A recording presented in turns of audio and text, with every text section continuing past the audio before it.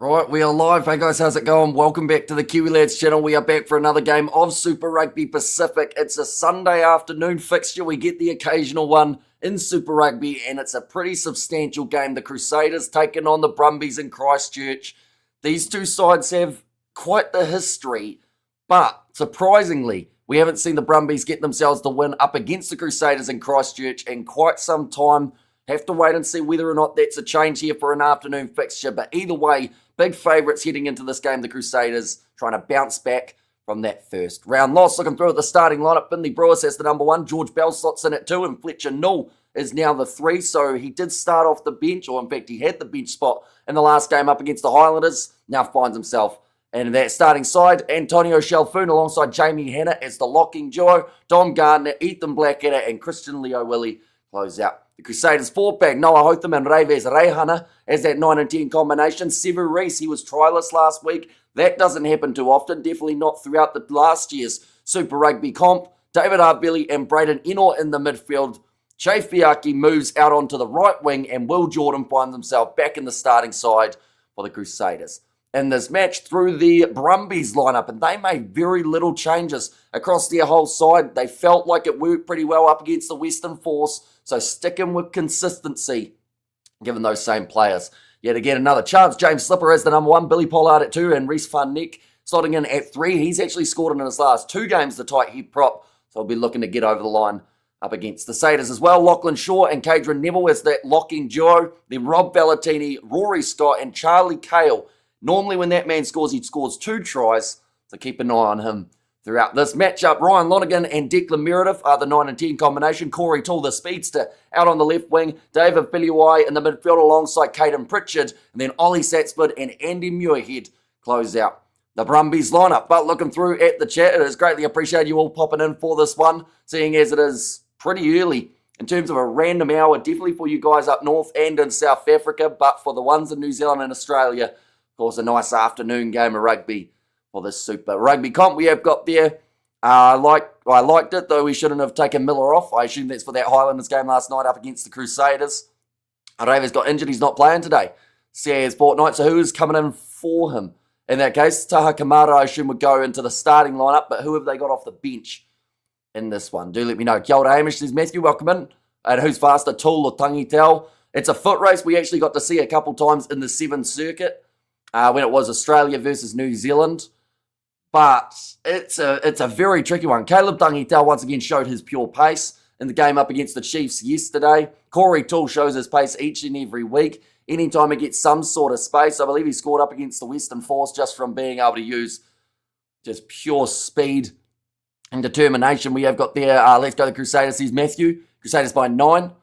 Okay, so going with a relatively comfortable Crusaders win in that case. They were able to win this game by close to double digits. Of course, with the way that the table sits at the moment, these two sides, they find themselves in very different positions if they get themselves to win. For the Crusaders, after losing that game in the opening contest up against the Highlanders, if they were to win this game, believe it or not, they would go right up into number 3 spot if it was with a bonus point. Now, to be able to do that, they would have to beat the Brumbies by 3 or more tries. If they weren't to receive the bonus point, they would finish in 7th for the second round of Super Rugby. Whereas for the Brumbies, if they win this game, for one would be massive because, like I said, they haven't won in Christchurch in quite some time. But if they were to win this contest and they were to win it by 15 points, they would be tied with the Waratahs at the top. 16 would put them into number 1 with a bonus point victory. So, bet on the line and a lot of moving that can happen here. But the Crusaders, of course, that 5 points would make them look a lot more beneficial or a little bit better on the table overall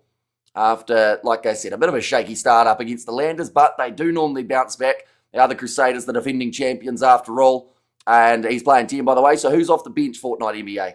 In this case, for the Crusaders, we have got there for he's a jolly good Satyr, says Ruby, and in my team for this game, I've got 3 Crusaders, 17 Crusaders, 4 Brumbies, and 2 Brumbies.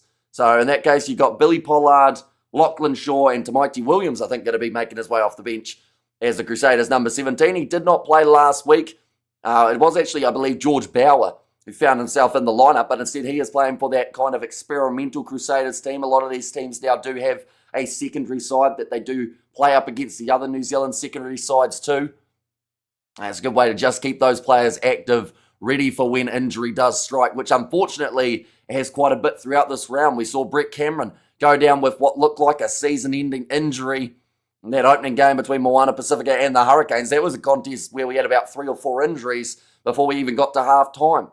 I don't know who's coming off the bench, says Fortno. Well, luckily, we will know soon, because they will show the starting lineups before this match does get underway. Currently 4 minutes away from the kickoff in Christchurch.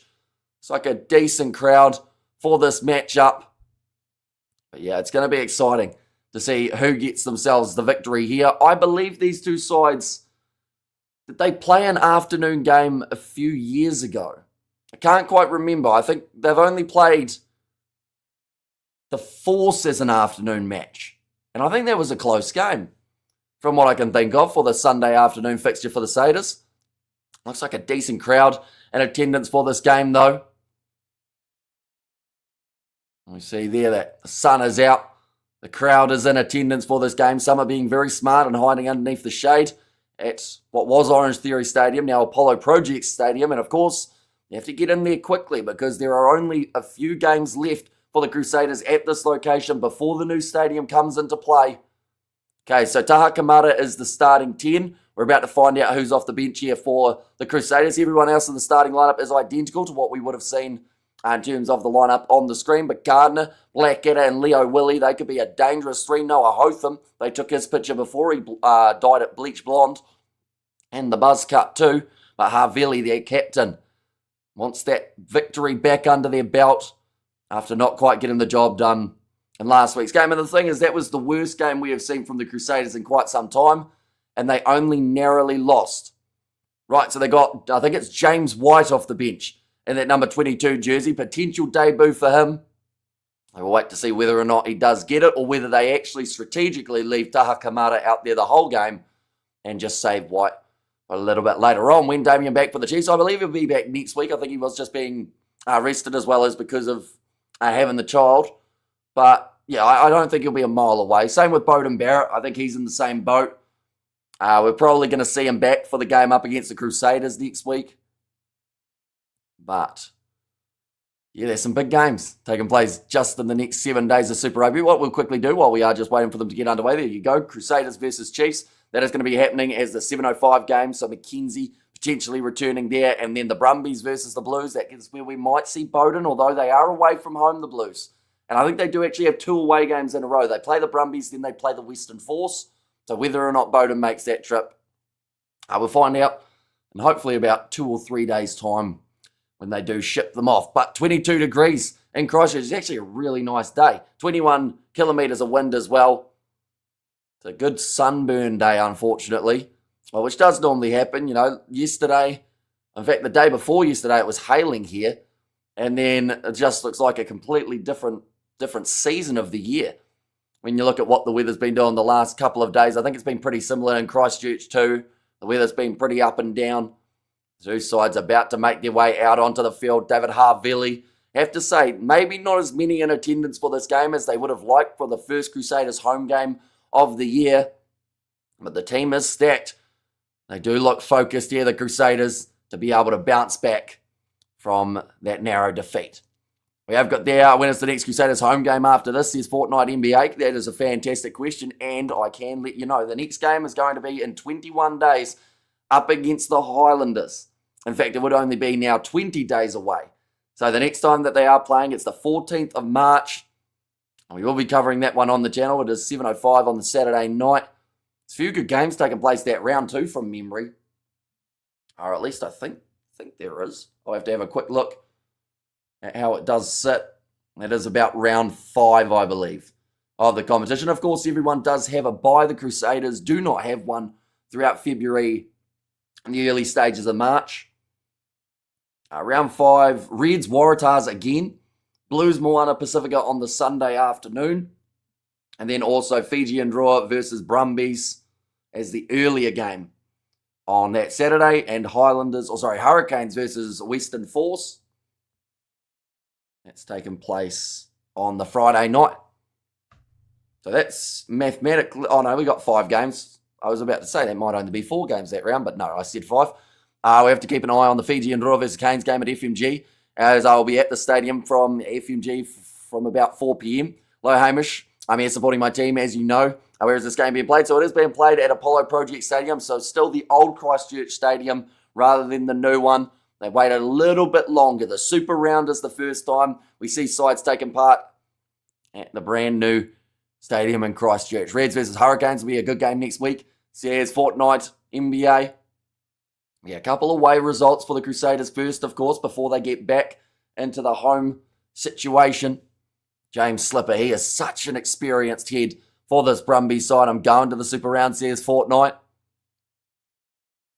Yeah, I think that Crusaders Waratahs first game of the Super Round was sold out pretty quickly. A lot of people excited to see the new stadium and make a little bit of history, be in attendance for the first ever game at it.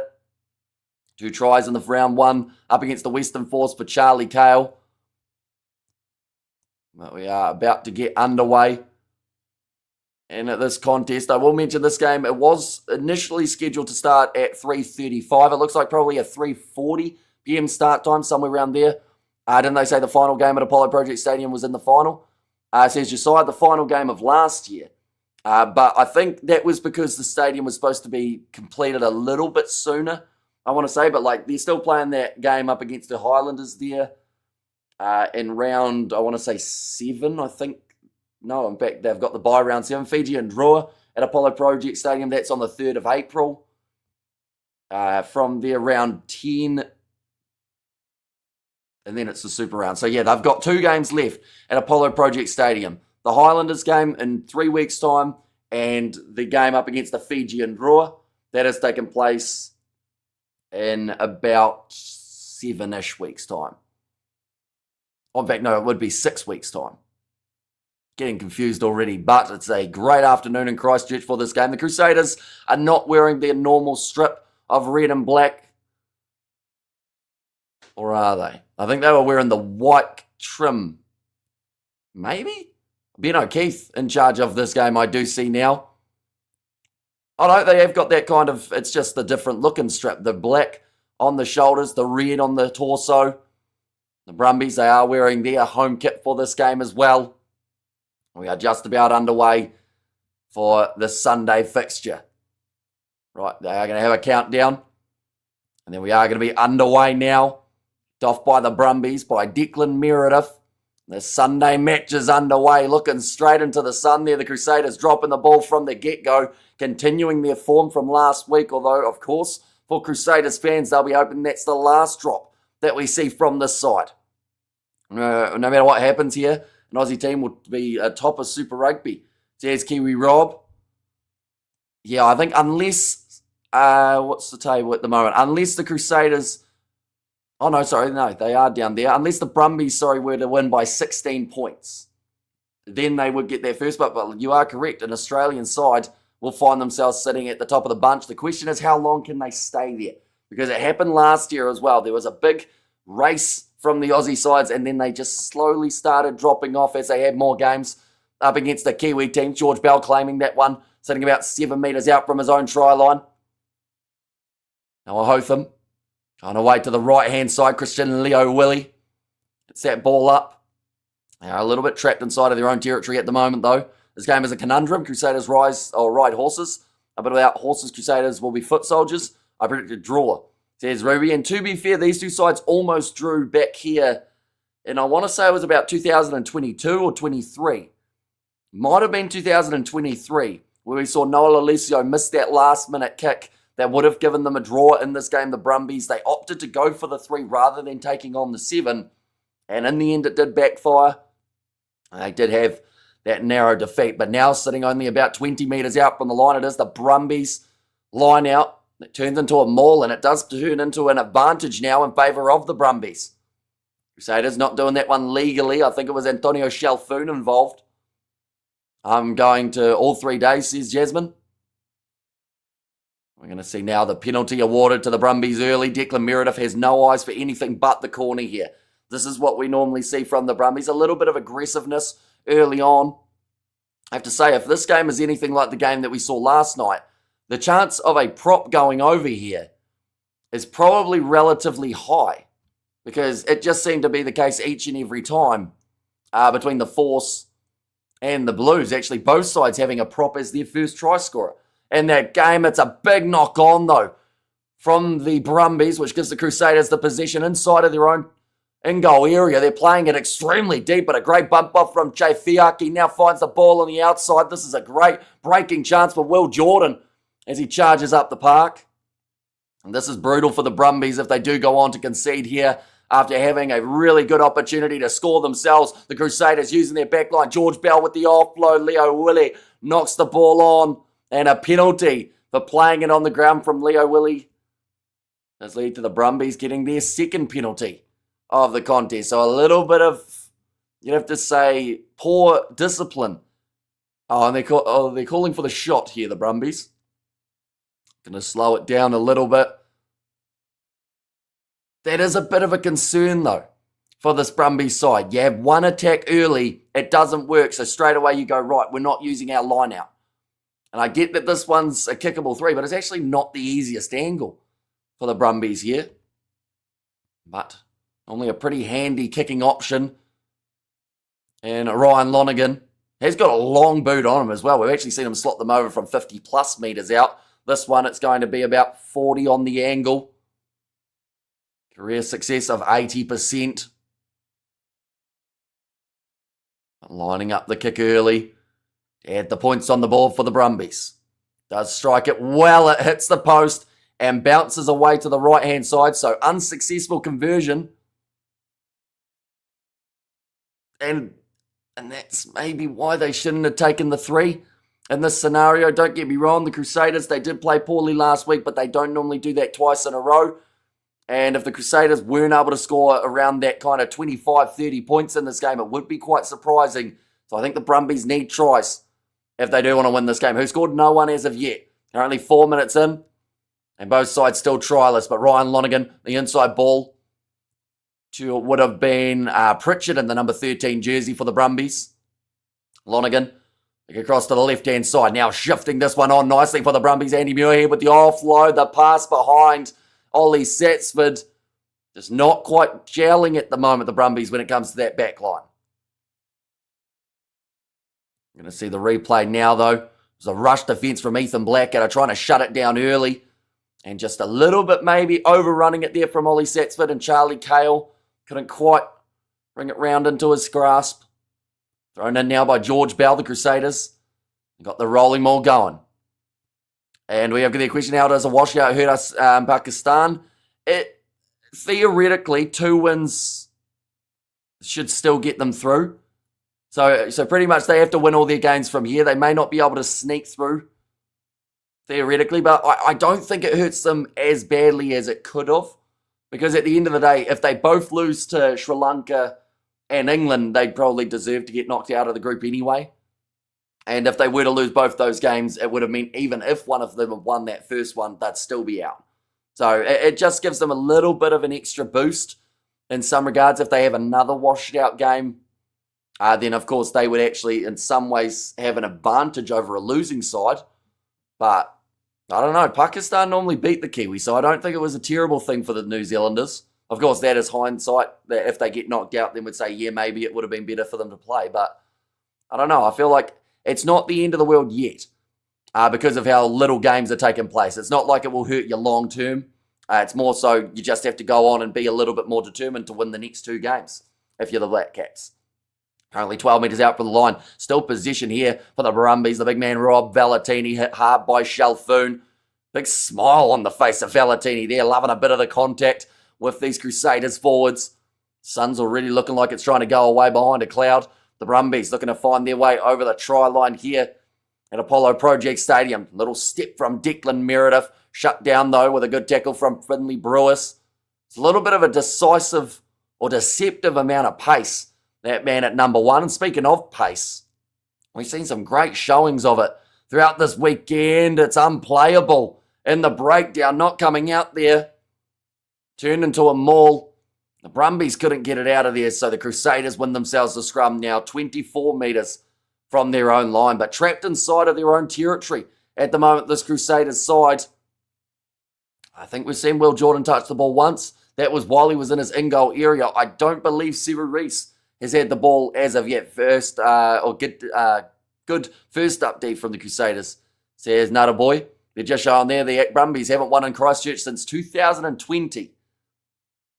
So 26 years since they have got the win. They've been close multiple times, but sometimes it's the mindset of this Brumbies team that does let them down. Perfect example, what we saw just before, how they tried to take on the three-pointer, and that is what actually cost them the game back in 2023. Now Enor, up to the halfway line. Here come the Crusaders. First real attacking chance from inside of the opposition half. Christian Leo Willie goes to Will Jordan. He kicks it in behind. Chasing after that one was Hotham as well as Reese. And Taha Kamara, he's going to hit him late.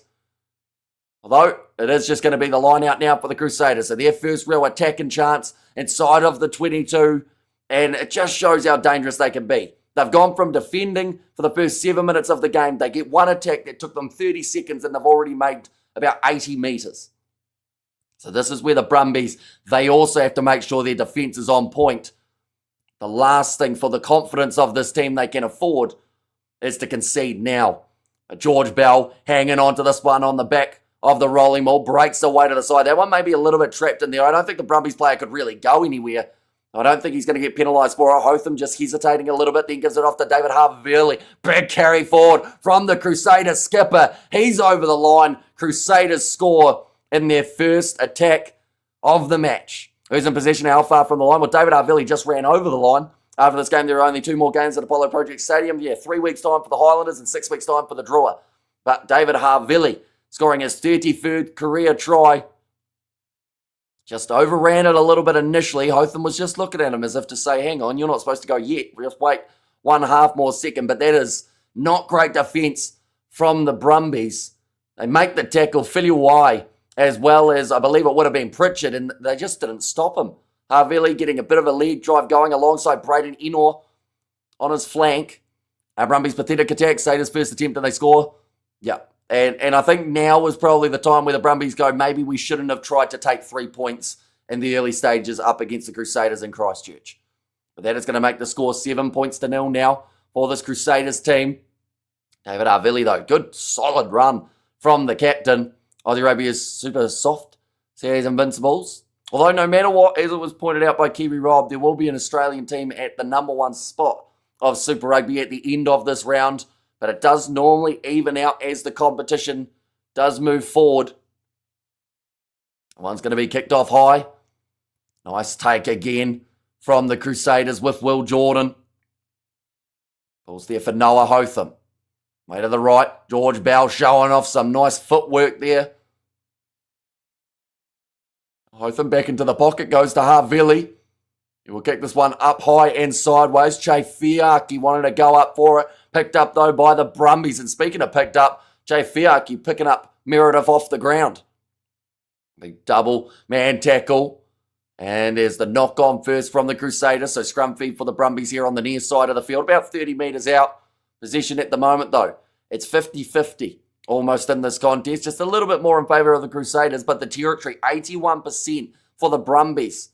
Yet they've only had 37 seconds of attack inside of the Crusaders 22. Crusaders, they've had 25 seconds. That is when they scored their try.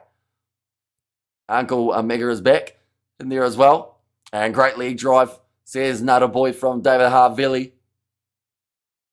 The ball's going to be fed in by Ryan Lonergan. And, oh, no, doesn't get the ball in the end. A free kick has been awarded in favour of this Brumbies side. Looping around was Ollie Satsford. Now to the right, they've just said Ollie Satsford is actually from Ashburton. Didn't know that. Now, right-hand side, chance here to move. Although he has played for a couple of New Zealand sides in the NPC, so I guess that makes sense. Most recently playing for the Magpies. Did have a Ranfurly shield to his name for quite some time. Inside of the 22 now for the Brumbies. Declan Meredith. The middle of the park to Lachlan Shaw, almost losing his footing there was Ryan Lonergan. Now Filiwai, 2-man tackle on him. The Crusaders committing 2 men to each and every tackle here, driving the Brumbies backwards away from the goal line. Now cut out pass, middle of the park, another 2-man tackle from Dom Gardner and Jamie Hanna. So the bright young prospects for this Crusaders side. Lonergan, cross to Feliwai, goes on the inside to Andy Muirhead. Lonergan finds Valentini. Oh, and he's going to get penalised there, Finley Brewers, for not quite getting out of there quickly enough. So the advantage in play for the away side. Kicked him behind, just goes straight to Taha Kamara, or at least it should have. A bit of an awkward rolling one. It does go into touch. They'll go back now for the penalty to the Brumbies. Right, now what do? I assume they'll take the 3 points. They are relatively straight out in front. Probably the easier kick. Who had the edge in the game? Says Josiah. Well, I'd say from the attack that we saw from the Crusaders, if they can get a few more... Okay, now this is an interesting choice. The Brumbies have now decided to kick for the corner. See, I would have assumed that that was the one that they'd take the 3, just to kind of find their momentum back. But no, they have decided this is the one that you kick for the corner, whereas the more difficult kick at the post, you go for and don't get. I would say it's Winsome. Chiefs stay second. So here's Jasmine. Now this one's going to be thrown in. Nicely taken by the Brumbies. Lonergan goes to Valentini. He's had a hard carry towards the number 12. Or in fact, no, number 7, sorry, Ethan Blackadder. I don't think he quite gets to play as a back as of yet. Filiwai trying to get through, but again, just solid Crusaders defense inside of their 22. Almost gone through was Corey Toole. If anyone had the speed to maybe not quite have this Crusaders defenders set, would be him. Although counter-attack now from the Crusaders after the drop ball. Noah Hotham. There's a Sevu Reece with him on the left-hand side. Waiting a little bit longer. Reece is going to kick this one downfield. Tried to go for that banana kick that he got right last year. But this time it goes down the middle of the field instead. And instead of finding Jay Fiaki out on the wing, the mark called by the Brumbies. That is a lifeline right there, because that could have been another counter-attacking chance for this Crusaders side. I want the Crusaders to win, so my Chiefs stay second. So here's Jasmine there. Yeah, nice step from Will Jordan. Offload on the inside to Noah Hotham, who was there. 1 second, we'll go like this. And like that as well. He apologises. He knows that was a mistake. That one's going to be overthrown. Knocked back by Reece Van Nick. That's a good effort from the prop, although it sits up now for Leo William. They'll go back now for the initial scrum. There was a knock-on from the Crusaders first.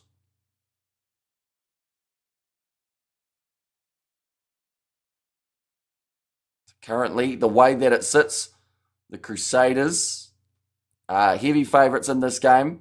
Actually, the interesting part, though, when it comes to the odds, is Ireland in their game up against England were quite a big favourite. Also, quite a big underdog.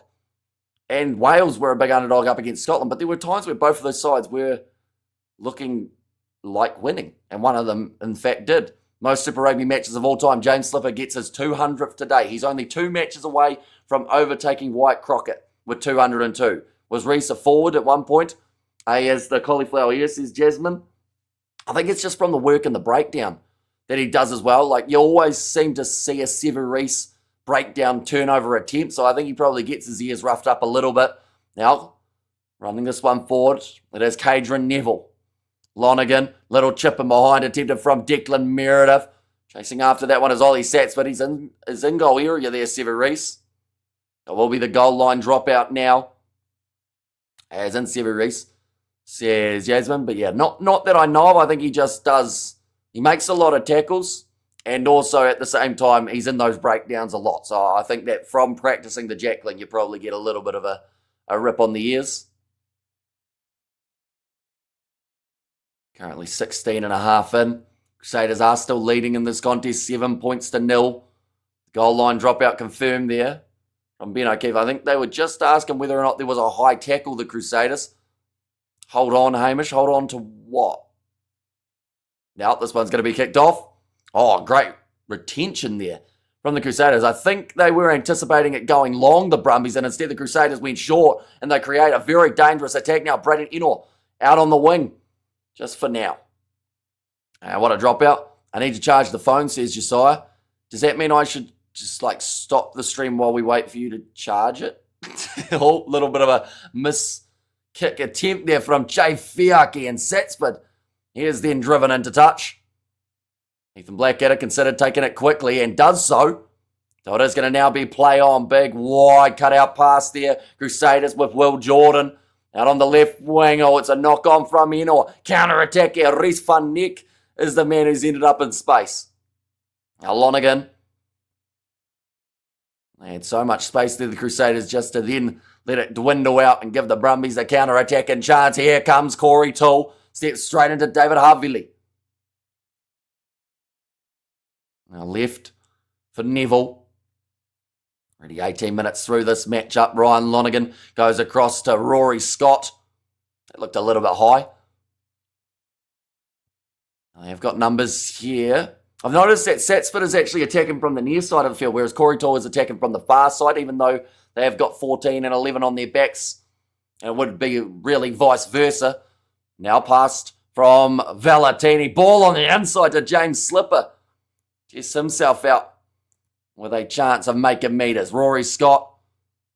Tackle made by George Bell. Good phase play from the Brumbies. Ollie Satsford.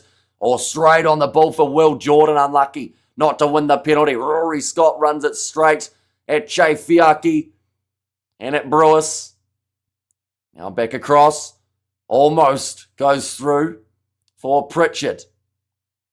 Now right hand side, Andy Muirhead. He's got some pace and he gets over the line. And it's the try now for the Brumbies. Persistent attack there from the underdogs. And they get over to score the first try of the contest for the away team. Now what a dropout, says Nadaboy. And also good line, Andy. That was a brilliant line. And he's deceptively quick, Andy Muirhead. And I feel like there are still sides that get caught out by his speed.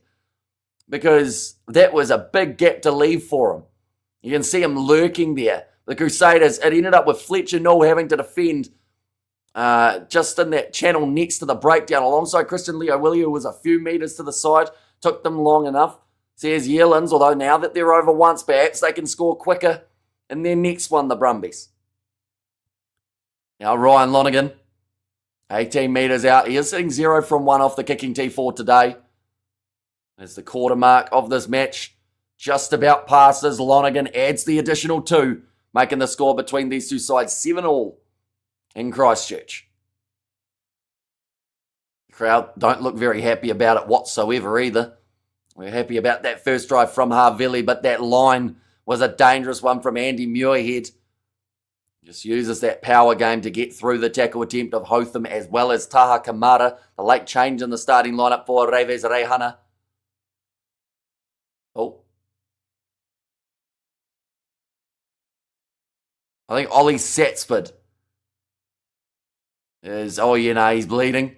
Where is he bleeding from? I think he's actually bleeding from up on the top of his head, Ollie Satsford. So he will be off the field for just a short stint due to the blood bin. That's going to be claimed by James Slipper on the kickoff. Being told to use it now. Ryan Lonergan kicks it high, chasing after this one will be his fresh replacement out on that wing, but can't quite get to the ball. And then for Hudson Creighton. Tackle's made. Now back across to the left-hand side to Hakamara. Going there to Jamie Hanna playing 5. Now Hotham. Seems like the Crusaders are a little bit hesitant to kick this ball away. Trying to get that attack going once again. Creating the chance from inside of their own half. Big clean out from Blackadder to then just join the side of the breakdown. Fletcher Null. Now it looks like they are going to go for that kick, the Crusaders, as the sun comes back out. 5's told to stay onside. That is Cadron Neville, but the box kick from Hotham. Nice take from the Brumbies and a step attempted there. Rush defence from Chafiaki. Christian Leo Willie in the breakdown and into he's told to get out of it. And that's going to be another penalty going the way of the Brumbies. The ill discipline of the Crusaders in the breakdown at the moment. It wasn't a bad attempt from Leo Willie, to be fair. Wouldn't mind seeing a replay of that one just to see exactly what happened. I think they were saying he left his feet, which is why Leo Willie was penalised for that one. Currently 5-0 in the penalty count. The Brumbies have not given away a single penalty in this match. We have got there, sorry mate, have a pair for the Storm. We're getting over a foot. I have to prepare for the Storm. Is that a foot of snow, Robert, that you are getting? See, we'd be lucky if we get like an inch of snow, maybe once every few years, let alone a full foot.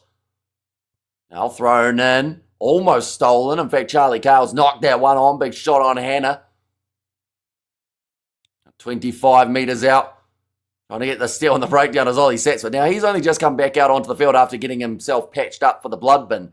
So getting wrestling and the breakdown going probably isn't as great as planned, because then that's just going to cut it and have it open straight back up. But David Harvilli passes away now to Ethan Blackadder. Offload to Hotham. They're on their 22 at the moment. The Crusaders looking to create a bit of a counter-attack after the mistake at line-out time from the Brumbies. Antonio Shalfoon. Again, taken down well. 12 inches of snow up to 17, says Robert. Yeah, that's a lot of snow. Well, another game starting 7-7. Let's go Crusaders. Here's Moa Hunter's trying a little chip in behind. And it's going to sit up for Che Fiaki. Running up the middle of the field. Missed tackle there from the Brumbies. But eventually it's made by Declan Meredith. It's George Bell who's going to have just enough pace. Oh, he dives a little bit early there, George Bell. But he gets over anyway. I think it was strategic to try and keep his body position low. But he almost stopped. He kind of hit the ground like a golf ball with backspin. And just kind of stopped completely in his tracks. It's a great chip in behind though. Fiaki chasing it hard. It was a great effort in the end to be able to make that last-ditch tackle from the Brumbies. But then George Bell, we're going to see the replay now. Yeah, I think he was too busy looking over his shoulder. Almost went too early with the dive, George Bell. Maybe underestimated how dry it was out there on the turf. But the kick has gone over too, and the Crusaders now lead 14 points to 7. Taha Kimura with the kick in behind. Fiaki chased it well. I'm trying to work out who it was who made that last-ditch tackle. I think it was Declan Meredith. He did make it. Oh, no, in fact, it was... I think that was Meredith. Unless they've given Satsford some headgear to try and stop him from getting another, maybe another cut. But Bell scores the second for the Saders. It looks like he's feeling that one a little bit. Big hooker. Of course, we saw Ioane Moananu get himself 2 tries in the game for the Waratahs on his debut. Was at the Crusaders. Maybe Bell just trying to make a bit of a statement too, saying, hang on. The Crusaders already have a couple very handy options in the hooker department. I'm rolling this one back. Noah Hotham inside of the 22 for the Crusaders. This one's going to be kicked downfield and towards the sideline. Nice take there from Will Jordan. Does get bundled into touch. He's trying to argue that he didn't have the ball at the time. Corey Toole, though. I think he's going to get that line out for his team. Territory is now 90% for the Crusaders. I believe that's in the last 10 minutes.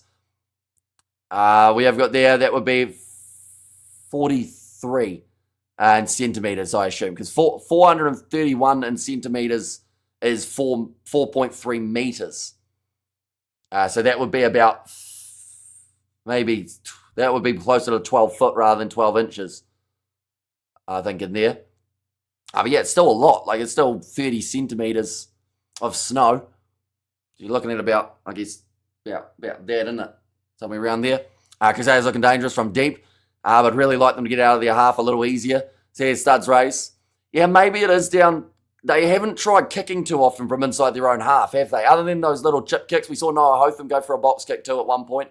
But it seems like they're maybe making it difficult for themselves because they don't want to just give that ball back to the Brumbies back 3. Sorry, mate, I only know measurements. What got us to the moon, says Robert. No, that's all good. Yeah, if you're going to have 4 metres of snow, then you've got a real situation. You could make an igloo with that amount of snow, to be fair. Would you try and make an igloo out of a foot of snow? Or would you just be looked at as a weirdo in your neighbourhood? Oh, Corey told to get back a little bit further. Now, Crusaders, just outside of their 22. Told to use it again here for Noah Hotham. Game is running relatively smoothly so far. That one's gone high. Will Jordan up for it again and manages to take it cleanly for the Crusaders. Noah Hotham back across Bell. Looks like there's an injury and back play here for one of the Crusaders forwards. Taha Kimura having to retreat a little bit there. Passes across to Bell. And again, this is where you normally see a side try and kick this ball, but it seems like the Crusaders, for now, are still looking to go for an attack. Ethan Blackadder pops it across to Fiaki. Good hands from Harvilli out to Jordan. Passes to Reese. He's gone a few games in a row without scoring a try, Reese, something that we hardly ever saw. For last season, he almost broke through, but Rory Scott manages to get him down. Now Hotham, across to the left, wide, cut out pass, finds Will Jordan, situated out on the wing, goes for the kick of mine, Corey Toole, but it does go straight into the hands of the Brumbies around the halfway line. Corey Toole now tackled after receiving the pass from Muirhead. Now left again for the Brumbies. G's free-flowing game so far, says Studs Race. Yeah, we've had hardly any. In fact, have we had a scrum? Maybe one scrum? Two scrums? Well, it's not many though, is it? And speaking of scrums, it looks like Mighty Williams about to make his way onto the field. So that tells us exactly who it was who was down earlier. It was Finley Brewis. Unfortunately, did look like he suffered a bit of a knock. In fact, that sounds like dealing with a blood bin here. Mighty Williams now to make his way out onto the field. So he won't be out there for very long, I will mention. If they can strap that one up and get his teammate Brewis back out there quickly. It's going to be over a foot guaranteed. I know he used feet here. Says Robert. Nice take. Oh, but wasn't straight from the Crusaders. It does go back now for the Brumbies. Oh, this is going to be a Brumbies scrum, isn't it? Just because I mentioned that we haven't had scrums, straight away we get a scrum. Oh, no, in fact, no, sorry, just a quick tap. That's good. Didn't want a scrum. Not yet, anyway. Still got time for that. Who's got the upper hand in this game, bro? I would say the Brumbies have looked decent on attack, but the Crusaders have looked much more dangerous when it comes to if there was going to be one phase that gets them a try. The Crusaders have looked like the counter-attacking side here. Even just that last try that we saw of George Bell was from one little chip and behind from Taha Kamara, and they went about 70 metres. But Andy Muirhead, he's been an impact player. Bumps off too. Cadra Neville now runs up the field. He's just short of the try line, the big man. He gets dragged down. It goes to James Slipper, who scores the try for the Brumbies, just as I also mentioned that the counter-attacking side that looked more dangerous was the Crusaders. The Brumbies come out with one of the better counter-attacking tries we've seen this season. And it's James Slipper, cap number 200 for that man. And he gets over for his 10th try. So he has to wait 20 matches each time, roughly on average, to be able to get himself another one. Cadra Neville probably deserved it with the way he ran their last-ditch tackle attempt made by, I believe it was David Harvilli, and they still managed to get over anyway. But Fletcher Nil, he'll be gutted about that. He got bumped off easily by Andy Muirhead.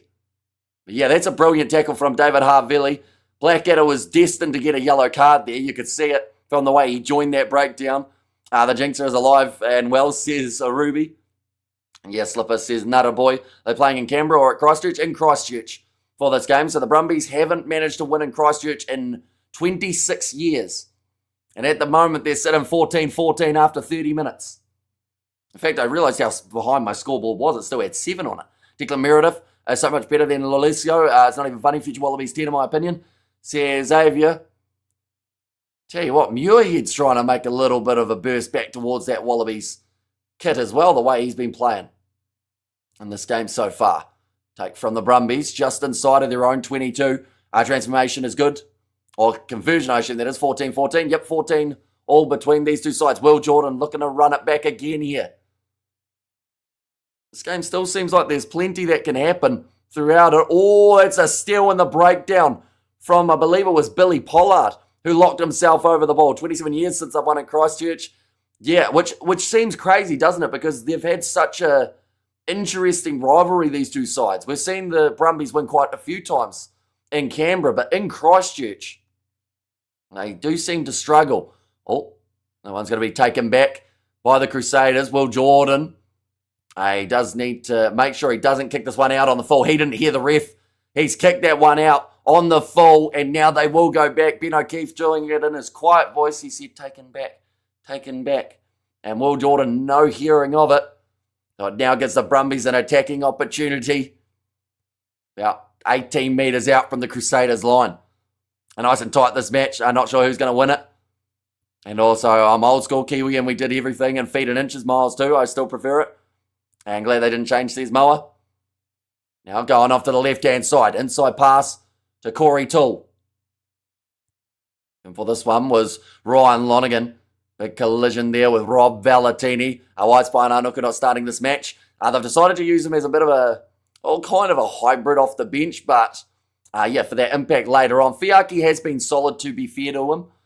Reese has had a couple good carries. The Crusaders just haven't really got it out there too often for those two men, although Fiaki was heavily involved in that last try that we saw scored by the Crusaders. So I don't think it's a terrible option leaving Whainauku as a bit of a late impact player. Definitely in a game like this that we could see it be close, and you need those big moments from players near the end. Currently still the Brumbies are trying to create this attacking chance. Run forward from Caden Pritchard. I'm liking this mindset here. Oh, that was close to a knock-on from Ryan Lonergan. But this is exactly what they needed to do. Rather than going for 3-pointers, you can do that in the 79th minute to win a game if you're close. But for now, it's all about getting those tries early and putting pressure on the defending champs. And another penalty and a double blow of the whistle where Ben O'Keefe is going to be giving the last warning to this Crusaders side. I'm at the match, says Ruff. Hopefully you're in the shade because it looks pretty warm out there in Christchurch at the moment. Neck and neck, says Moa Hunters. And this game is still, or it's just possession of both teams. And kicking I've seen. Yeah, there's been a little bit of that. Although so far in this game, the Crusaders have given away 6 penalties. The Brumbies are yet to give away a penalty in the first 33 minutes of this game. That is exceptional discipline from this team. Definitely with the fact that they've had to, well, to be fair, the main times that we've seen the Crusaders defending, the Brumbies have conceded. So that probably makes it easier not to give away a penalty. But they've still had some good tackles where they haven't ended up with penalties against them, which they do deserve a bit of credit for. The one is going to be booted into Dutch by the Brumbies now, though. Been a really good free-flowing game thus far. They did start a few minutes late, but I think they've probably had about a minute and a half of stoppages in terms of outside of the regular time, and that was just because of a couple blood bins that we have seen now. Looking for the rolling maul here. Billy Pollard hanging on to that ball.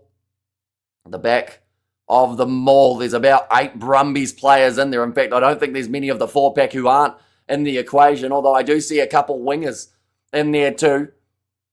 Now, Rob Valentini, 5 metres out from the line for this Brumbies side.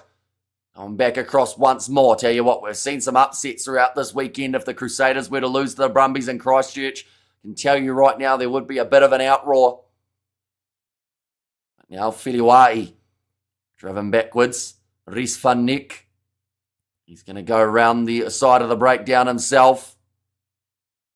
To use it once more. Already 34 minutes down. Am I the only one who hates Sweet Caroline? I don't mind it. It gets the crowd in good spirits. You're probably sick of it, to be fair, because it happens so often at every single sporting event that's ever existed throughout the last about 30 years. If Scott Barrett was playing, he would have a yellow card by now. Says Matthew. Could also have had a try, though. You just never know. And I think that, the youngsters are doing all right here. Shelfoon alongside Jamie Hanna. But are they lacking someone like an experienced head in Scott Barrett when it comes to those big line-out opportunities? Out 3 metres out. Waiting for this ball again. Oh, Antonio Shelfoon was offside there. I think you may have jinxed it. I think it might actually end up with one of the locks going to the bin here. That was not Scott Barrett. No advantage. 2 in a row now. Brumbies only a couple metres short, if not less than that now. Who's it going to be? Who commits? It looks like backline. Ryan Lonergan reaches out. He may have been just short of the goal line. Huge shot on Braden Enor. They'll go back for the penalty here. And the Crusaders, they will be going to the bin. The question is it Antonio Shelfoon? Or is it maybe, I think the other man might have been Don Gardner. 4 red. So just as you've mentioned, a lock for the Crusaders who normally would get a yellow card. Antonio Shelfoon says, hang on, I forgot that's my job. And their number 4 jersey. What's the score at the moment? It's 14-14 after 35 minutes in this matchup. And here comes the card, says Nutter Boy. It'll be shocking if the Crusaders win at the last minute and goes ahead and get the win. But who knows, anything could happen. Yeah, and we've still got a whole second half around the corner. I got Matthew there with the emoji without the mouth there too. I feel like you may have just had a commentator's curse. Because to be fair, I get it quite a few times. Earlier on in this match, I said about how the Brumbies had looked like the side that weren't doing as much of the counter-attacking, and then they scored off a counter-attack pretty much within a second. Now, scrum feed here. At about 5 metres from the try line. And 14-14 really close. Could there be a double yellow for the centre also? Normally they'd just give one. I think you'd be pretty hard done by to have 2 yellow cards in the same play. Definitely if the opposition, they've still got the attacking chance. Maybe if you punched a guy as well as your second player. But most of the time you struggle to get 2 in one go. Here comes Charlie Cale with 1. Normally brings 2 for that man. He puts it down over the line. And Charlie Cale scores for the Brumbies here. I've got another one. And like I mentioned, Charlie Cale, he is the type of player that when he scores 1 try, he normally gets himself a second. So there could be something else coming for Cale in this game. He's got 3 so far. What do you reckon the Crusaders work on? From their game against the Highlanders to the game now against the Brumbies? Well, they've got better handling this week than we saw because their handling was actually the worst that I had probably ever seen the Crusaders when it came to their handling errors. Charlie Cale just decides, right, Noah Hotham's his target and just charges at him. If it carries on like this, maybe Italy will beat France tomorrow, says Ruby. And sorry, mate, Saders, come on, says Josiah. And now 19 points to 14. I'm going to have to go back and look at that game from 2023. Blackadder's assist. Says Dunk there. 10 seconds now. Remaining on the shot clock. Just dealing with a little bit of the breeze. There isn't a huge amount of it, but just enough. Does strike that ball. And does miss it away to the side. Keeps the score at 19 points to 14 here. Right. 2023. April, I think. Was it? No, it may have actually been earlier than that. Okay, it wasn't 2023 because that was 35 points to 17 in favour of the Crusaders. It actually, it could have been 2024. I forgot that we were in 2026. Where is it? Where's the game that I'm thinking of? I'm sure it happened. But no, that was Brumbies at home. But it happened last year. Surely it wasn't last year. I remember it was a few years ago. But now Ollie Satsman running down the field. Oh, it's a drop ball. A knock on there from the Brumbies. A 2024 Brumbies beat Crusaders. Although the game I'm thinking of, it was in Christchurch. May have been 2022. Maybe? And it was almost a draw. Then Noah Lolesio missed that last minute kick. 2023? It was a year that it happened. I can tell you that right now. That's one thing that I know. But in terms of when it happened, I don't actually remember. When was that game? That Noah Lolesio missed the last minute kick up against the Crusaders in Christchurch, ladies and gentlemen. Surely it wasn't 2021. If it was, we've been doing this a long time. But it could have been. It was. Jeez. It was 5 years ago that one happened. 31 points to 29. The Brumbies were able to score in the final moment of that game from Rob Valentini in the 80th minute. And then the missed kick from Lolesio to stop it from being a draw. Now going off to the left-hand side. Crusaders, they've got 12 seconds remaining in this first half. Lung busting runs from end to end. And Crusaders win the 2026 title and another chance gone. She'll be 20 ahead, to be honest. Yeah, they've had some really good counter-attack ever since I jinxed them and said that their counter-attack hadn't been crazy good so far. But since then, Andy Muirhead's just come into his own. Time flies when you're having fun, says Ruby. I can't believe that was in 2021. It's 5 years ago. That one's going to be kicked into touch, though, by the Crusaders. They will go into the halftime break down by 5 up against this Brumbies team. One thing I know is that the Crusaders tend to not start seasons strong. They tend to end them well. The important end of the season, says NZ Riot. Yeah, we've got to remember last year's competition, they weren't going to have that home final. And it was only down to the fact that the Chiefs lost to the Blues that then gave them that home final advantage. But overall, the Crusaders, it was because of that slow start that they were a little bit further down in the ranking. But then they still find a way. And that's the thing that I think frustrates so many people about this Crusaders side.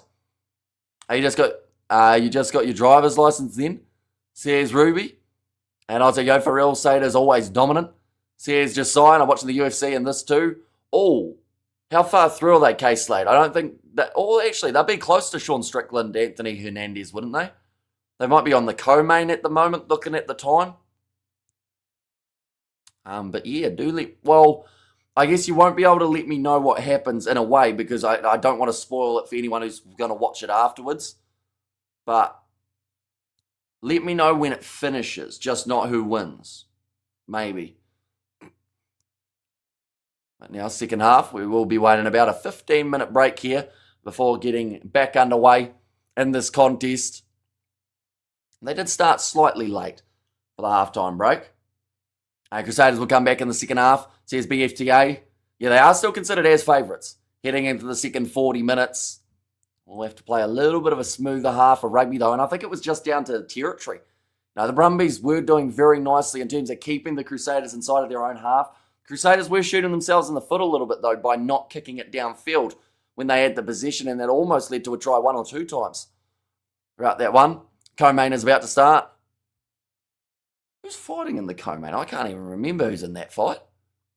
Is Jeff... No, Jeff Neal wasn't fighting, was he? Was he fighting earlier on? Oh, no, he is in the co-main. There you go. Up against Uros Medic, who I've never heard of. 12-3, though. Oh. Without giving anything away, K-Slade, just in case someone's going to watch it later, fight that took place beforehand, was that supposed to happen? No names mentioned, but the result of it? Because I feel like, well, I guess he is a bit 50-50, one of them, but I don't know if he was supposed to lose that fight. All very secretive in there, but the benches for these two sides, we have seen the late change for the Crusaders. White will be in the number 22 jersey for a potential debut for the Crusaders side. Leicester Fire Nuku to make his way off of the bench as well. When is his? When is the co-main, is that? And Strickland is a one-trick pony. So here's Ruby. Yeah, but he's been an effective one-trick pony in some regards. He probably did a lot better as a whole than people probably anticipated him to. Like, he wasn't supposed to beat Adesanya the way that he did. And he did, and he didn't just beat him, he actually dominated that fight.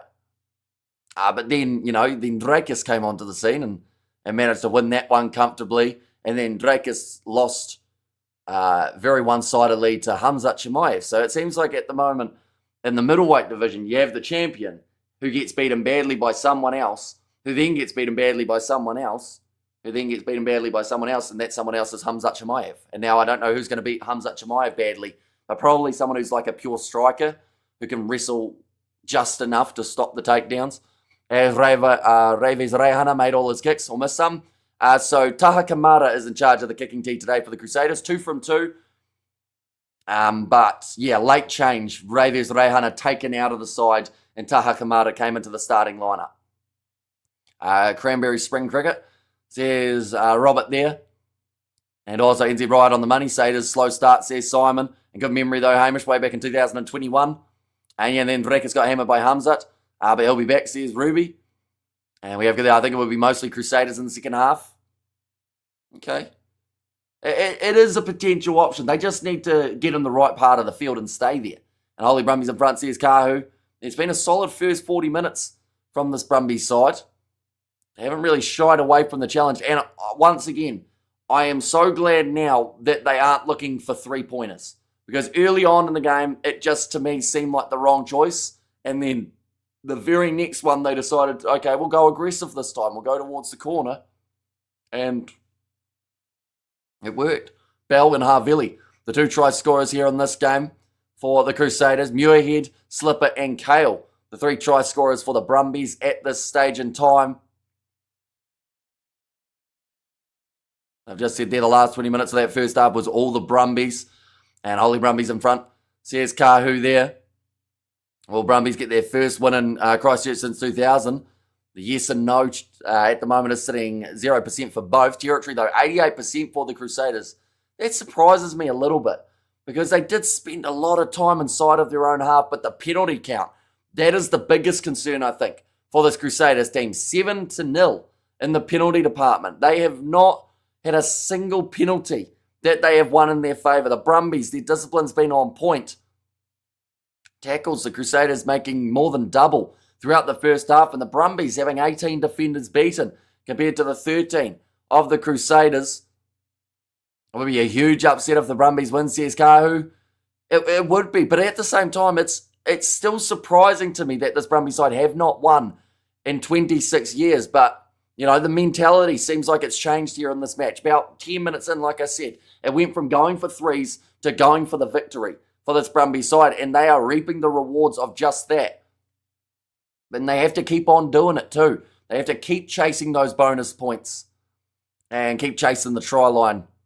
But at the same time, up against a side like the Crusaders, who are normally pretty handy on a counter-attack, you don't want to make the wrong choice. So it's a tricky game of chess for the Brumbies in the second half in terms of how aggressive you go without completely leaving yourself susceptible to the Crusaders' counter-attack. I'll still be impressed if the Brumbies win this, but I don't think they will, says NZ Riot.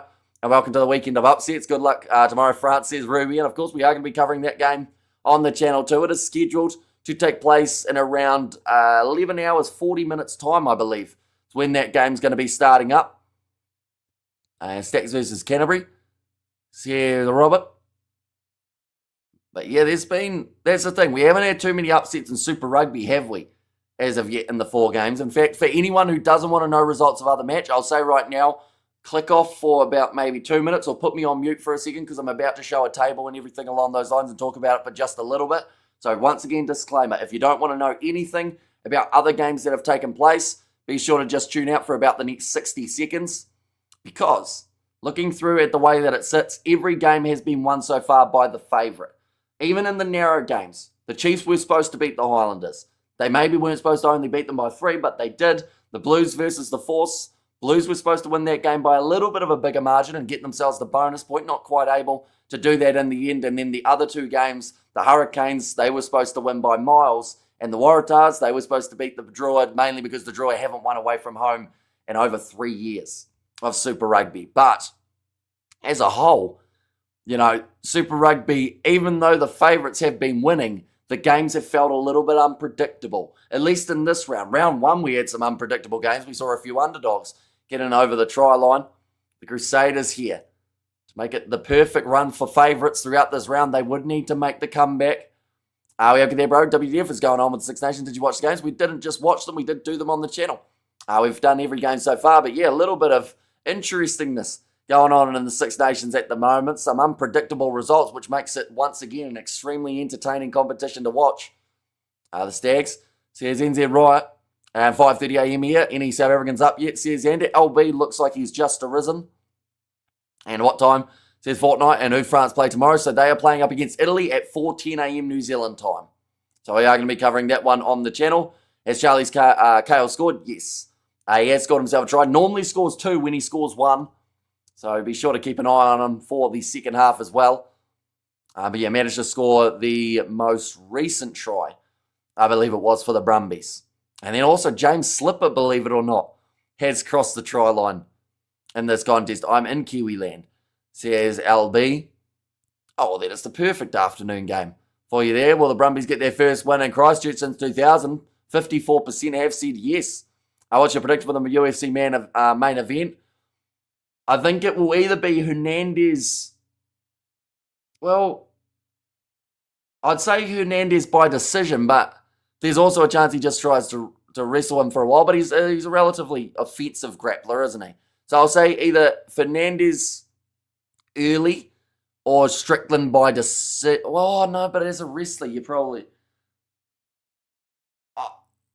I don't see a way that Hernandez can lose that fight without making a big error, if that makes sense. Because I feel like Strickland will try and pressure him, but if he pressures him too hard, Hernandez is just going to take him down.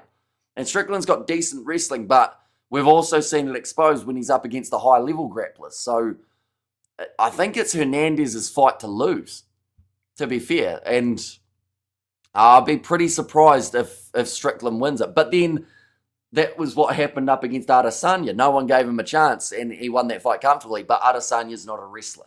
And we've seen wrestlers really take over UFC in the last 5 years or so. It was good to see Ireland thrash England. Says Matthew. What time will you be live tomorrow, says Fortnite? So we will be starting that one at 3:55am There's only been upset so far in the Six Nations. It's tempting to follow the curve. Put a dime in the Italian jukebox. And also we have got there, Strickland has a big mouth. He does, but he sells fights. And, you know, it's a bit similar to Henry Pollock in a way, how, you know, he does do a lot of the gamesmanship and firing up the crowd. But when he's playing, he gets people talking about that match. Like, he could be playing a random game up against a Spanish under 19s team on foreign soil, game taking place in Mozambique. And people would talk about that game because he's playing in it. So, like, yes, some people don't like him. Well, quite a few don't like him. Some people love him as well. But he gets eyes on rugby. So, from a, like, broadcaster's perspective, they're probably happy they have someone like a Pollock in the mix.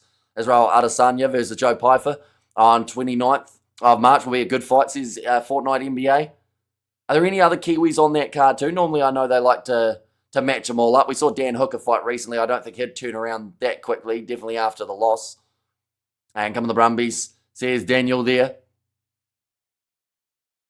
Second half of this contest, I would say, won't be a mile away from starting up. So far we have had about 1 second. We'll go like that. We'll go like that. We've had... Oh, wow. We've actually had about 12 minutes of halftime. I thought it was a lot less than that. We got talking about the UFC. Co-main's already over. Oh. Already. Knockout or submission? We have got there, not yet, no New Zealand. There's Fortnite NBA. Now they'll have to probably stall for a little bit of time because I assume that the main wasn't supposed to start till probably like 5, right? England were shocking yesterday, says Cited.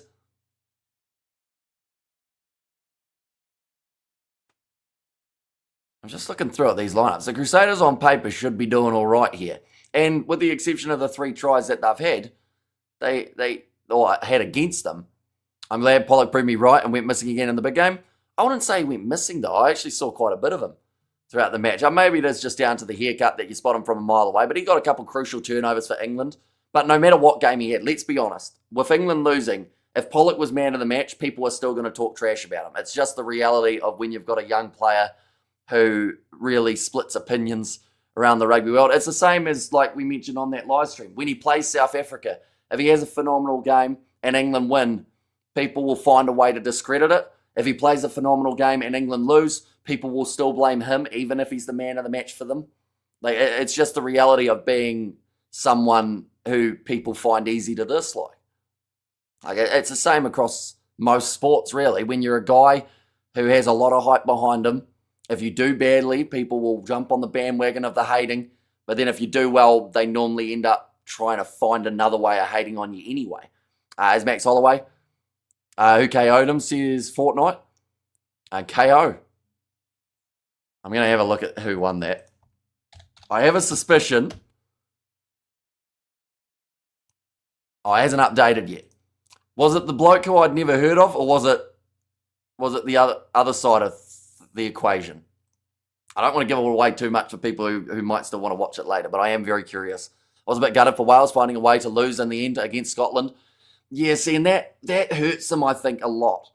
And I mentioned about it right at the start of that game. I said if they go on to lose this, like, would they have rather lost by about 10 or 15 and known that they didn't have a great chance of winning it? Like, being so close so many times for Wales has to be fatiguing for this young group. But it may just make them stronger. European. Oh, okay. So I hadn't heard of him before then, but maybe I have to keep an eye on him. And in that case, I think we'll go like that. And we'll go like that as well. But now, second half just about to start up. And I still can't get over how poor England were. Need for an overhaul. I don't know. I feel like they'll probably come out in the next game of the Six Nations and play a lot better. Like, it is possible for good sides to have an off day. We've seen it for every single side in international rugby. England have just chosen to have 2 off days in quick succession. 2 matches in a row. You know, for the All Blacks, game up against South Africa. For South Africa, game up against Australia. For Argentina, they've had a few, unfortunately. For Scotland, game up against Argentina. It literally is just a beautiful cycle of international rugby where sides go from winning games to losing them. Oh, beautiful take from Che Fiaki, though, off the kickoff here, and the Crusaders come out with the attacking mindset right from the get-go. I don't discredit Scotland Dark Horses come World Cup. They'll be very handy if they get their selections right, which I think they're...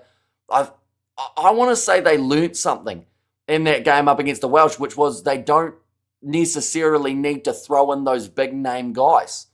You know, Duan van der Merwe, he, to me, looked a little bit lackluster. You chuck Graham out there for, what was it, like 15 minutes at the end of the game, and he already scores a breakaway try that helps Scotland win that game. Don't get me wrong, van der Merwe on his given day can be extremely strong, but based off current form, he probably wasn't the best pick for that jersey. That was a clean KO. CSK Slade shipped 73 points in 2 games. Oh, nice step there from Will Jordan on the short side. And come on, say to start out firing and then chuck on the bench players like Cody Taylor and Williams. Yeah, they've still got a lot of experience for the Crusaders to make their way onto the park. They've got Taylor, like you said. Williams was on briefly, but he's made his way back off due to Brewis getting all patched up. And then they do have Leicester Whainā Nuku. We have got there, I disagree. You always disagree, LB, no matter what I say. We have got there, I think both Pollock and Marcus Smith are overhyped and don't live up to what the Europeans claimed. Don't get me started on Dupont. Yeah, I think you just hate anyone that's not South African, though. From what I've learned, anyway. That's just my assessment. I haven't known you to have a massive positive opinion of most people outside of South Africans, at least in the time that we've seen you in the channel. But that's like each to their own. You've got your team, you've got your players that you like, and everyone else is inferior to the guys you like. We have got the year should have started with the Fireplace Satyrs. I see a Sash. And also we have got there Joe Marler, Owen Farrell, Herschel Gibbs, James Dalton, Shane Warne, Quade Cooper. The list goes on. Every team has 1 or 2 at some point. It's a good strategy that sells tickets, says Ruby. Exactly right. Like, there are Kiwis who literally would pay money just to go see Quade Cooper and hoping that he would get hit hard by the All Blacks. You know, it's the same for UFC. Colby Covington. People pay money to go sit there, thousands of dollars, hoping to see that man get KO'd. So, you know, it sells. And that's the main thing. Like, people always go, we want more eyes on rugby.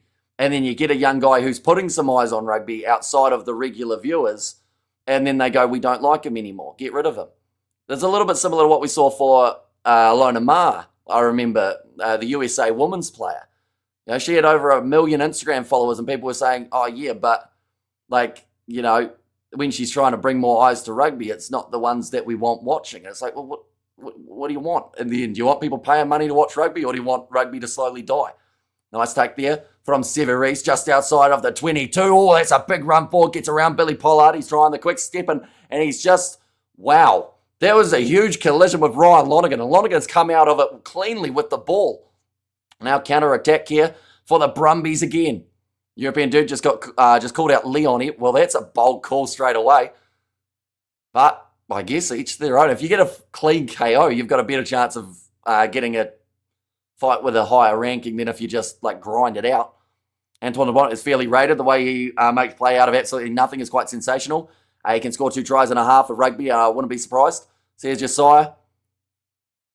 Just joined who is he talking about? Henry Pollock. Since everyone seems to hate him. But brings eyes on the game, which is good. You know, at the end of the day, you want more people. And some people only watch certain sports for the rivalry. And it seems to be Henry Pollock versus the world. That looked a little bit of a huge shot from Ryan Lonergan. He did wrap his arms too. He had him in the chest and just kind of had it right up a little bit. Reese's Pieces says Morrigal. Or it might be more gruel in that case. Now line out throw here. George Bell. Gets that one in nicely taken. Oh, not straight though from the Crusaders.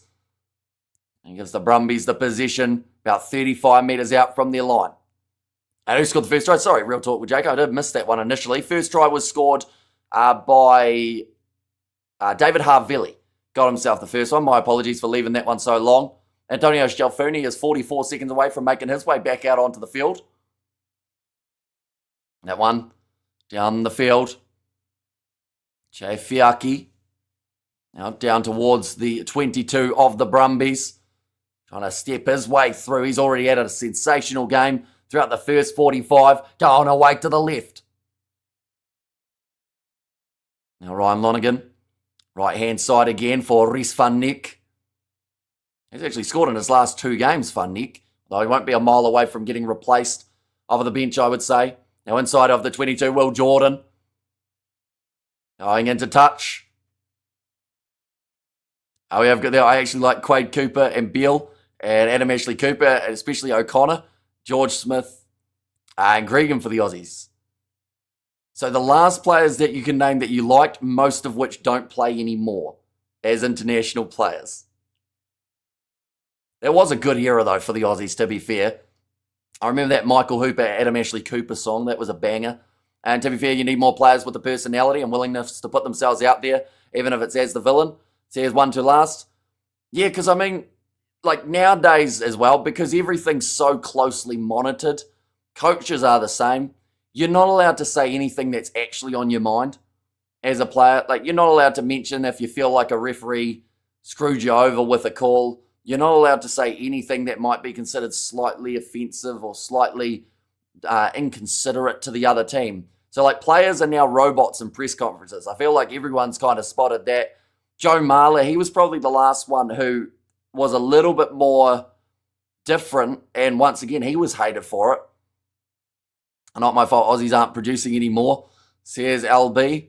Well, they're doing all right. They've got a few young ones coming up through the ranks. Now, Whainā Nuku makes his way on. But yeah, like, there aren't a lot of pure personalities now in the game of rugby anymore because you're just not allowed to. And if you do, you end up getting in trouble. And then you got to go back to the robotic kind of generic answers of, yeah, the boys did well. All credit to the team. We could have been better out there, rather than just going, look, mate, we were absolutely dog shit. And, you know, and just going out there and being honest. People like honesty. But you don't get that. I like the winger. Nara.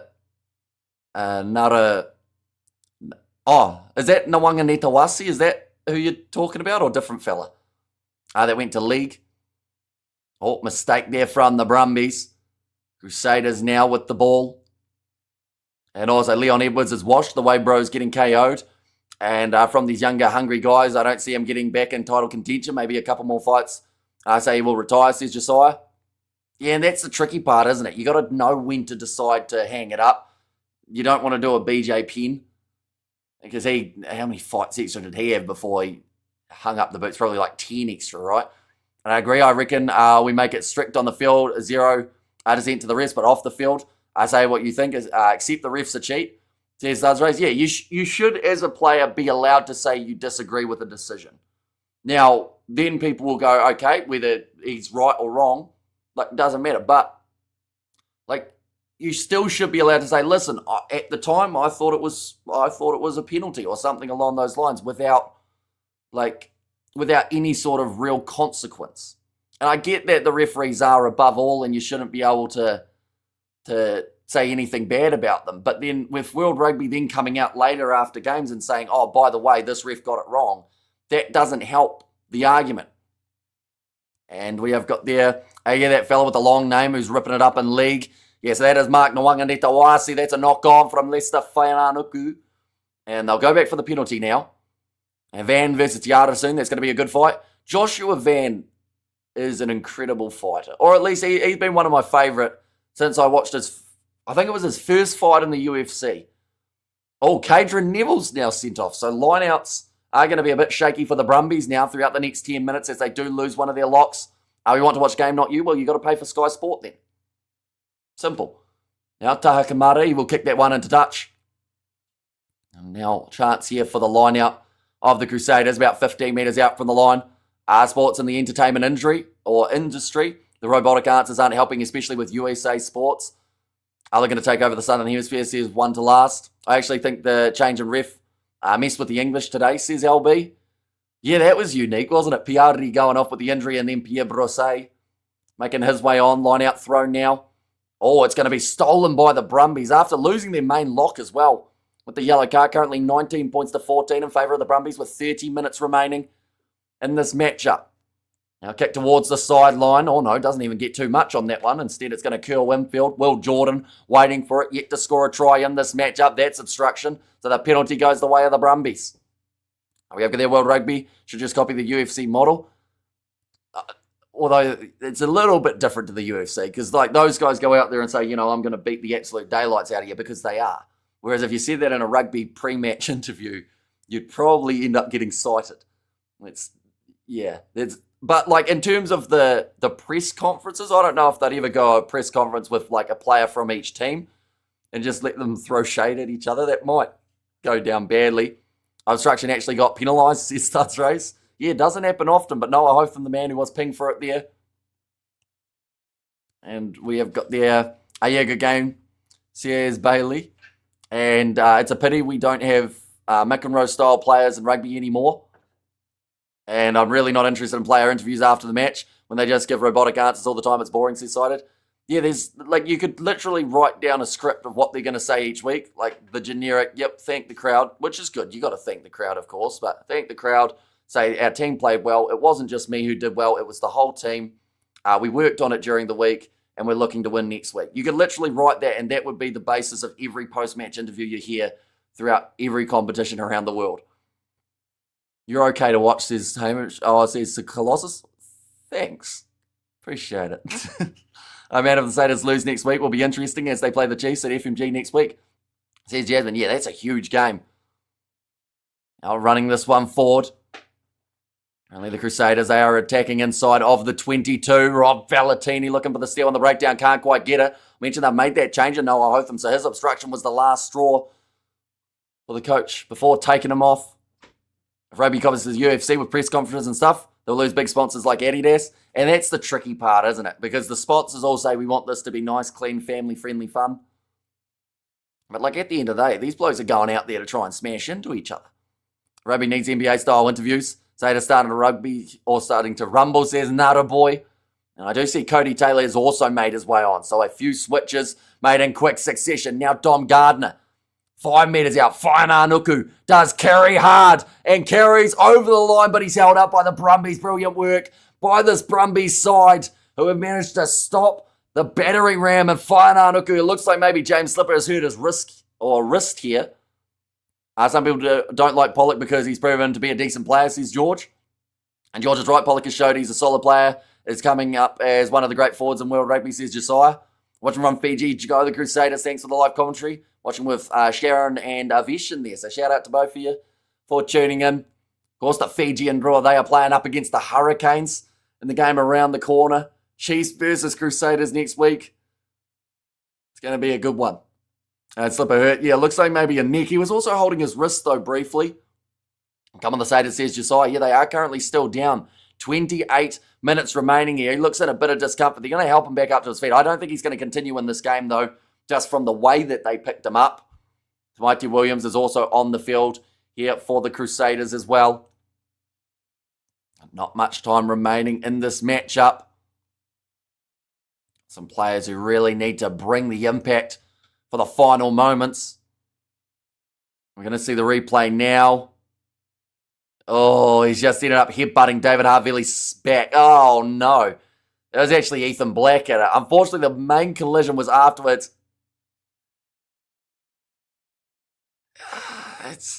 I'm looking at that. I want to say that's not dirty from Blackadder, and you assume it's a rugby collision, but it just looks awful, doesn't it, on James Slipper's neck? Like the fact that he was already on the ground, but I guess it was to try and push his teammate over. But yeah, that was one that easily could have honestly broken the neck of James Slipper, the way that his head got crunched. It looks like he's going to continue, though. Up the Chiefs, says LB. I'm just trying to imagine how silly rugby would be if the American billionaires got involved. They will ruin the game completely, says Ruby. Random question, do the guys mainly do rugby union, or do you dabble with rugby league too? I did a bit of rugby league last year, mainly rugby union, but I am hoping to do all of the Rugby League World Cup as well later on. The NRL, because of the overlaps that happen with Super Rugby, it makes it a little bit difficult, but I'd like to do a few games along the way too. State of Origin, I'm hoping to do this year as well. Super Rugby, so nobody getting a card. Says LB, and a bit of a cheap shot. It didn't look good from Ethan Blackadder there, did it? He kind of saw a grounded opponent and went, oh, I can get get a shot in on him. And then at the same time, I guess because his teammate was there, he was trying to push him over too, but Slipper is now off the field for Blake Scoop. I'll wait to the right-hand side. Satsford rushes up and creates the knock-on from the Crusaders. Who's in possession, how far from the line? 22 metres out from their own line, the Brumbies. Now kicking this one downfield towards the 22 of the Crusaders, taken by Sevu Reece. He's gone, I think, 5 matches now without scoring a try, Sevu. Something that you're not really used to seeing for that man. I don't see the point of league outside of Origin. It's a good money spinner. The NRL do well in terms of broadcasting and whatnot. But it's just a different adaptation of rugby, you know. You look at Rugby 7. Some people say Sevens is the silliest thing out there. Others absolutely love it. I am one of those ones who absolutely love it. Cover every single Sevens event and have a very fun time doing it. League's a great game. I kind of have to switch off the Union brain. Yeah, if you go into it without thinking, this is different to Union, I don't like this, like, it can be thoroughly enjoyable. Like some of those NRL playoff games last year were absolutely incredible. That's an absolutely incredible bounce of the ball for the Brumbies. And Caden Pritchard scores again for the Brumbies here. That's now 4 tries and they take the lead by 10 up against the Crusaders in Christchurch.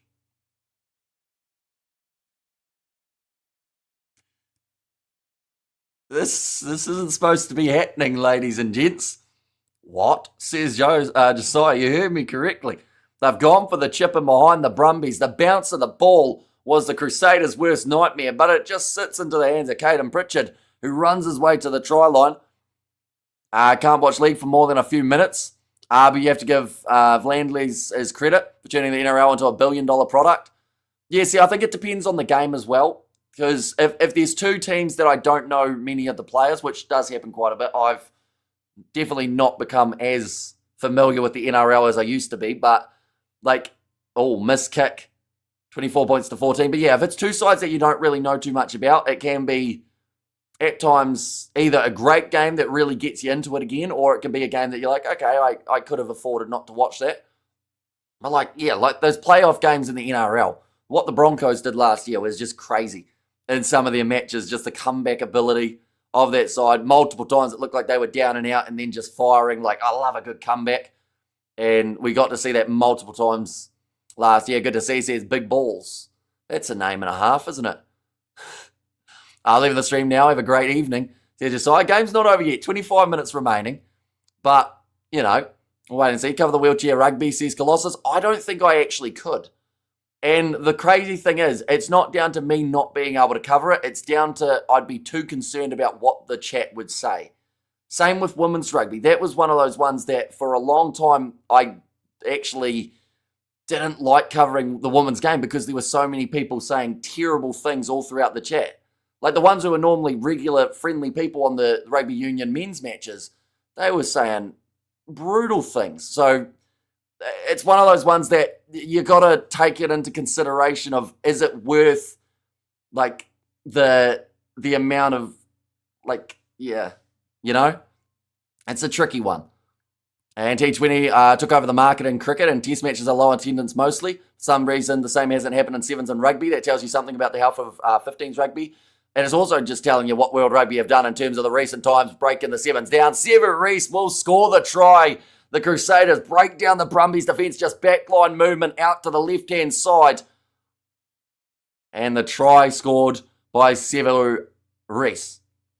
And we have got there where the 2 missed conversions, hard kicks. Not really for the Brumbies, actually. They've had a couple relatively, I'd say, straightforward misses. In this case, the women's game is actually fun. And that was the great thing about the Women's World Cup, was the fact that at the start of the competition, we had a lot of people saying women's rugby shouldn't be a thing, which for one is just crazy to say. But by the end of it, they were going, that was actually a really good tournament and thoroughly enjoyed it. Like, that's the beauty of just giving something a chance, rather than having your predetermined opinions on things before even witnessing it. Like, they gave it a chance and they were like, okay, this is actually much better than I tried to discredit it for. Missed kick from the Crusaders now. 19 points to 24. Sevens is great though, don't get me wrong. So here's Ruby. And UFC main event starting now. And when do we start the rumour that the new stadium is the downfall for the Crusaders for the foreseeable future? I don't think they're going to to have a terrible record at that new stadium, although you never know. Could be like the All Blacks in Wellington. I won't bother putting down women's sport if you're not interested. That's the part of it that I don't understand. But then that's the same with rugby union.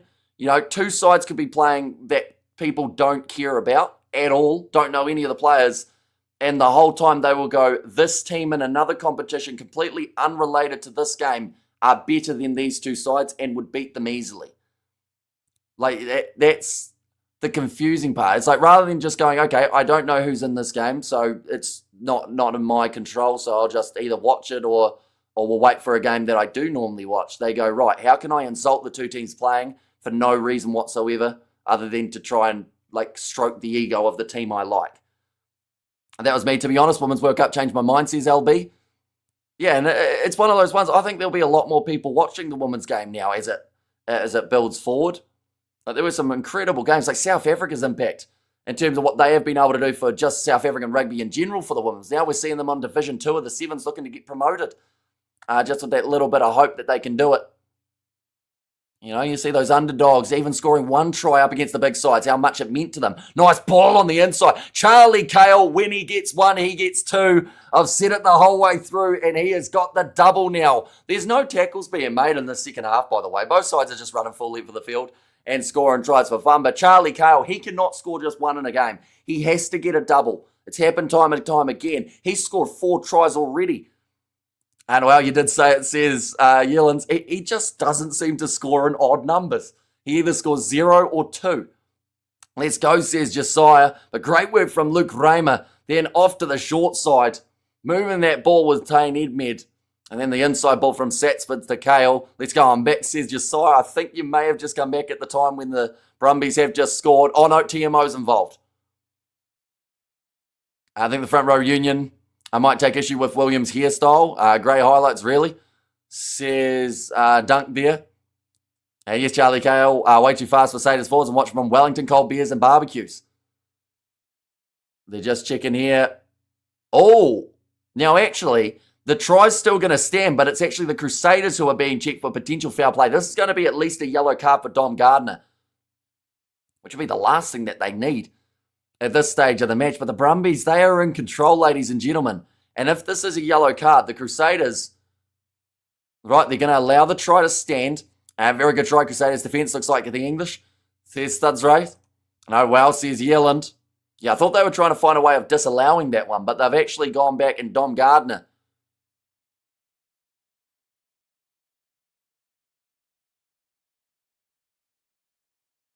Right, reaches yellow card threshold for Dom Gardner. I'll mention that the Brumbies were also still down to 14 as Cadron Neville hadn't quite made his way back out onto the field. And that's not a card, says Zach. And it is certainly a try. 20 minutes remaining. The Brumbies up 31-19 in this game. The Crusaders down to 14. They're going to need something big in this last 20 minutes. They want to send the crowd home happy. Even if they win from there, the crowd won't be completely pleased with what we have seen so far. There goes the game for the Crusaders, says Dunk. Yeah, for the first time in 26 years, we may see this Brumbies side get a win in Christchurch. A look at the tables. Looks like Aussies are dominating. Hope it don't last. It normally doesn't. Normally, as the comp wears on, we see a couple of them drop down that little bit more. But the benefit normally is just the fact that they play the Aussie sides head-to-head early on. So you get to see that nice little boost for the stronger Aussie teams. How did the Brumbies get in again? They just ran. They just went short side, passed the ball. Crusaders forgot to tackle. Fair card, upright and led with the shoulder, says Dunk. They, I think, in long terms, plant the seed with the Sevens in Kenya, for example. Give it a decade. Then 15 takes shape. And a decade later, Kenya is playing in the Rugby World Cup. They are built for rugby, says Ruby. Now running this one forward to the left-hand side. 22 metres out. And this is where maybe we see the Crusaders fire straight back and get themselves a try of their own. It seems like tackling is optional for the second half of play. Already we've seen, I want to say it's about maybe 7 tries, maybe even 8 tries in this contest. Crusaders always come home strong. Yeah, they're giving themselves a little bit of work to do, but certainly not impossible for a Crusaders side. Up to 7 phases, and they are attacking inside of the Brumbies 22 still. Crusaders won't score. Says Josiah, they've got themselves the penalty advantage now, though. Chapman, And the penalty awarded. Right, I think rolling maul is on the cards now for the Crusaders. That will be the game plan anyway. And Brambles ranked higher. They are currently ranked higher because they played the Western Force in the first round, whereas the Crusaders played the Highlanders. But currently, if the Brumbies win this game by 15, or in fact, no, sorry, if they win it by 16, they actually move to number 1 on the table. Up the wires, says Real Talk. Yeah, see, I'd love to do some Warriors games throughout this year, but a lot of them overlap with Super Rugby, sadly. But any game that doesn't, I will hopefully be able to get 1 or 2 of them in every once in a while.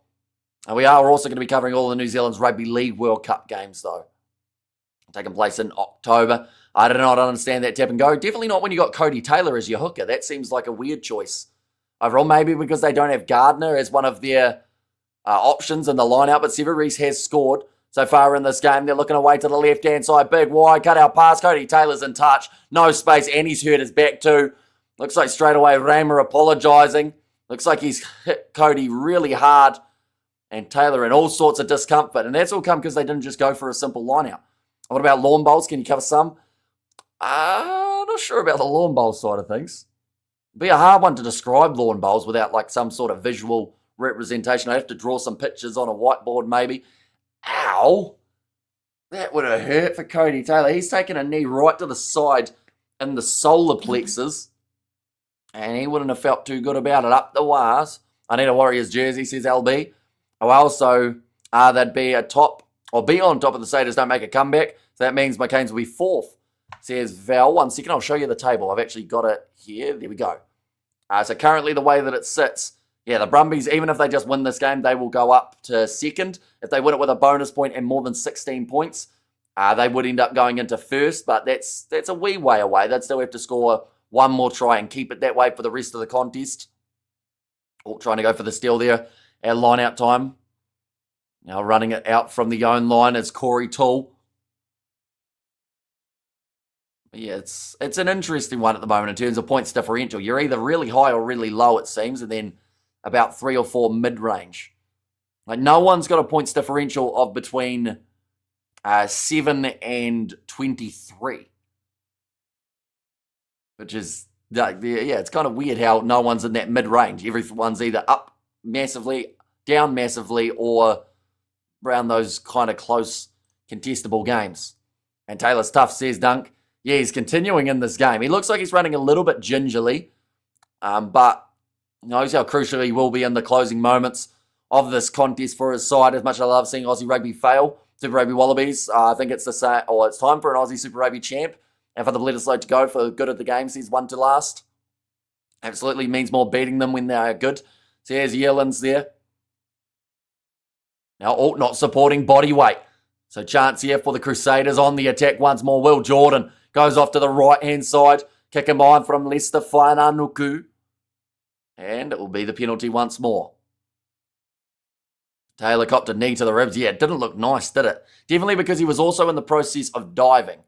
And theoretically, if you think about your side, you know, if your arm is down, those ribs and everything around there, that muscle is kind of a little bit tightened. Whereas if you're extended outwards, it's all just exposed as rib cage. So, yeah, it wouldn't have felt too nice. Hopefully he hasn't got a broken rib or anything there for Cody Taylor. We have got there, show us live, bros. Sadly, if I was to show you any match footage or audio, it would get us taken straight off YouTube. Copyright strike, banned for 3 months, and potentially sued by Sansa. And I'd prefer not to have to go to a court case. Again, no, just for the first time. But, yeah, the highlights will be up on the Sky Sport New Zealand YouTube channel after the game is finished. As a Kiwi, I'm fully supporting the Brumbies this year to make the competition more interesting, or Moana or the drawer, says Louis. Prediction for this year, All Blacks to lose at Eden Park, says Real Talk with Jake. Now offload from the Crusaders, gone backwards off Cody Taylor to Corey Kello. Gardner's still going to be remaining off the field for another 4.5 minutes in this contest. Still 15 minutes left as well. I'm moving forward that little bit more for Seb Calder. Oh, I think Ben O'Keefe was about to blow his whistle, but decided against it. Now Kello, another carry. He's tackled by Raymer, his opposite number. I'm going to wait to the right-hand side to Leicester Whainanuku. Celebrities on 319. says Kyle. 10 metres out to Mike T. Williams. Tries to get through the tackle attempt. Low from Blake Scoop. Chapman across to Whainanuku. He hangs on to that one. Breaks through 2 tackles. Eventually is taken down by Filiwai. Now Che Fiaki. Trying to loop around the backside. Back across to the right, Crusaders. Still with a decent chance of scoring here. They can find the right pass. Whainanuku again. Away to the left-hand side, looking for the cross kick out to Will Jordan. Oh, I think he's in touch here. Looks frustrated about it too. Oh, but penalty for offside. Looks like they're going to go for the quick tap now, the Crusaders as well, while they're at it. Cody Taylor, 5 metres out.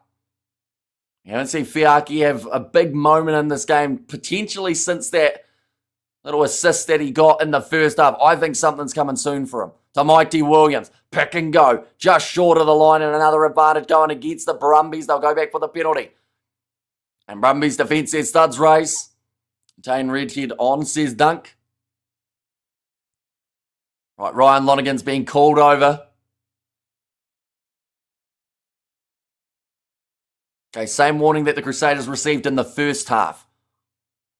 This one's going to be offside, still 13 minutes left.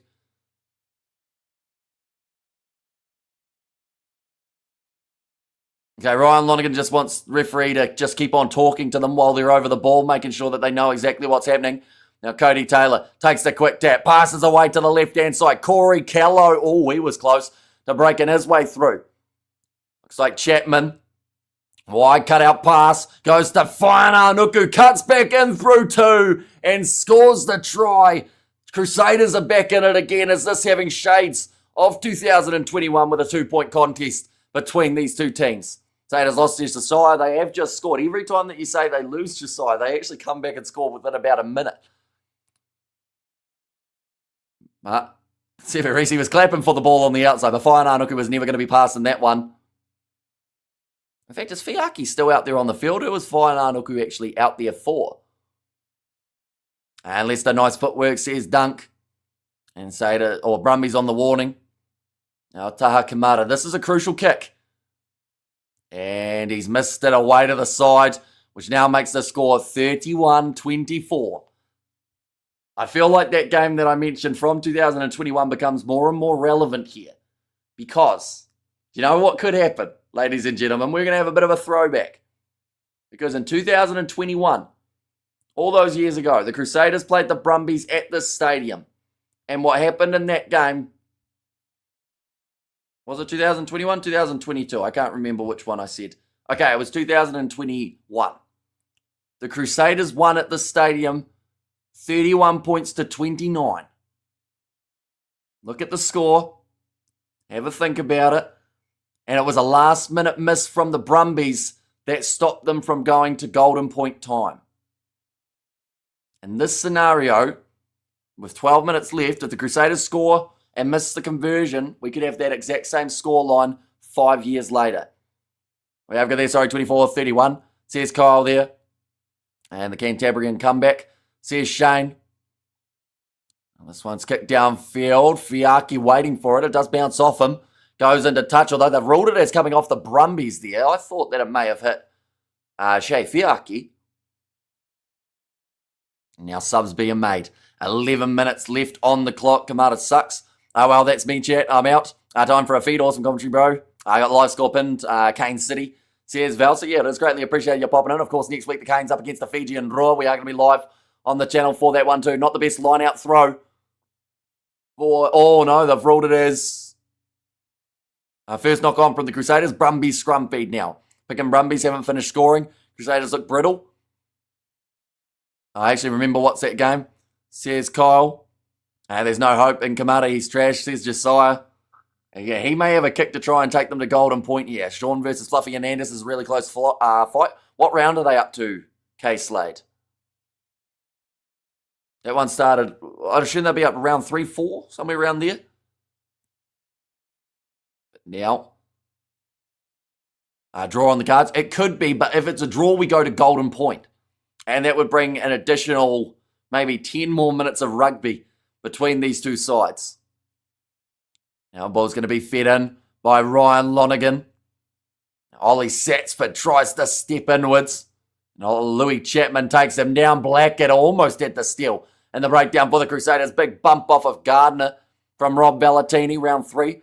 So here's Kay Slade. Now inside ball from Tainey. It goes to Charlie Cale. He won't score again because he's only allowed even-numbered tries. Already got himself the double in this one. We could possibly have a repeat of that 31-29 score. Unless Crusaders get a try, then convert. Make it 31-31. Avoid a repeat of that match, says George. Yeah, it seems weird though, doesn't it? The fact that 5 years later we find ourselves shaping up in that exact same type of situation. Rob Bellatini scored the last-minute try in that game, and the Crusaders received a yellow card in the 78th minute. So if it reverses and the Brumbies get a yellow, which they could because they've been warned a couple times, what's your score prediction between the Canes and the draw? I think the Canes should win. As that game's taking place in Canes territory, isn't it?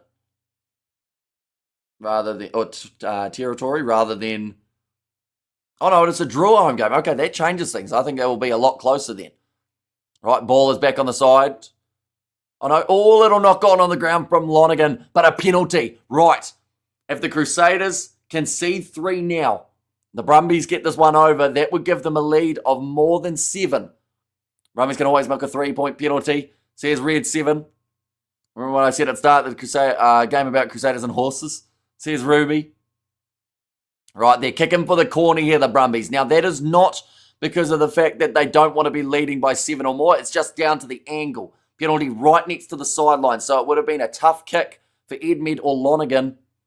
So instead here, the Brumbies, after missing 2 so far throughout this game, in fact, missing 3, they've decided that they may as well have one big crack of another attacking move. If they score now, they win this game. 8 minutes left now. Player of the match, Carl. He's got to be up there in terms of the best players out there on the field for the Brumbies. I think that we've seen a great game as well from Andy Muirhead from the back. This rolling maul is solid. It's been dragged down. Oh, was he back up to his feet? They're going to check this, I believe, but it could be the try for the Brumbies. It looked like he may have been grounded there. Liam Bowen got back up, had another crack, and did get that ball over the line. First of the season for that man, and a crucial one too. But I think they will just make sure that this is a legal try. And the main zone, okay, so that's a finish in around round 3, right? And who has more of a chance to win at the moment? The Brumbies. If this try stands, which we're about to find out. Right, Bowen. Oh no, he manages to almost stay on his feet, I think. It's whether or not this knee goes down. There's so many players around, but I think he stays up.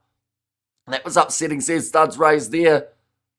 Now the Brumbies, 7 minutes remaining, up by 12, up against this Crusaders side. I had open until that, says Studs raise. Now Tainey Med lines up the kick. Oh, wow, that one's shanked away to the side, which means now the Crusaders would need a converted try and another one if they want to win this game. Remind me when Richie's back. We need someone who can actually goal kick.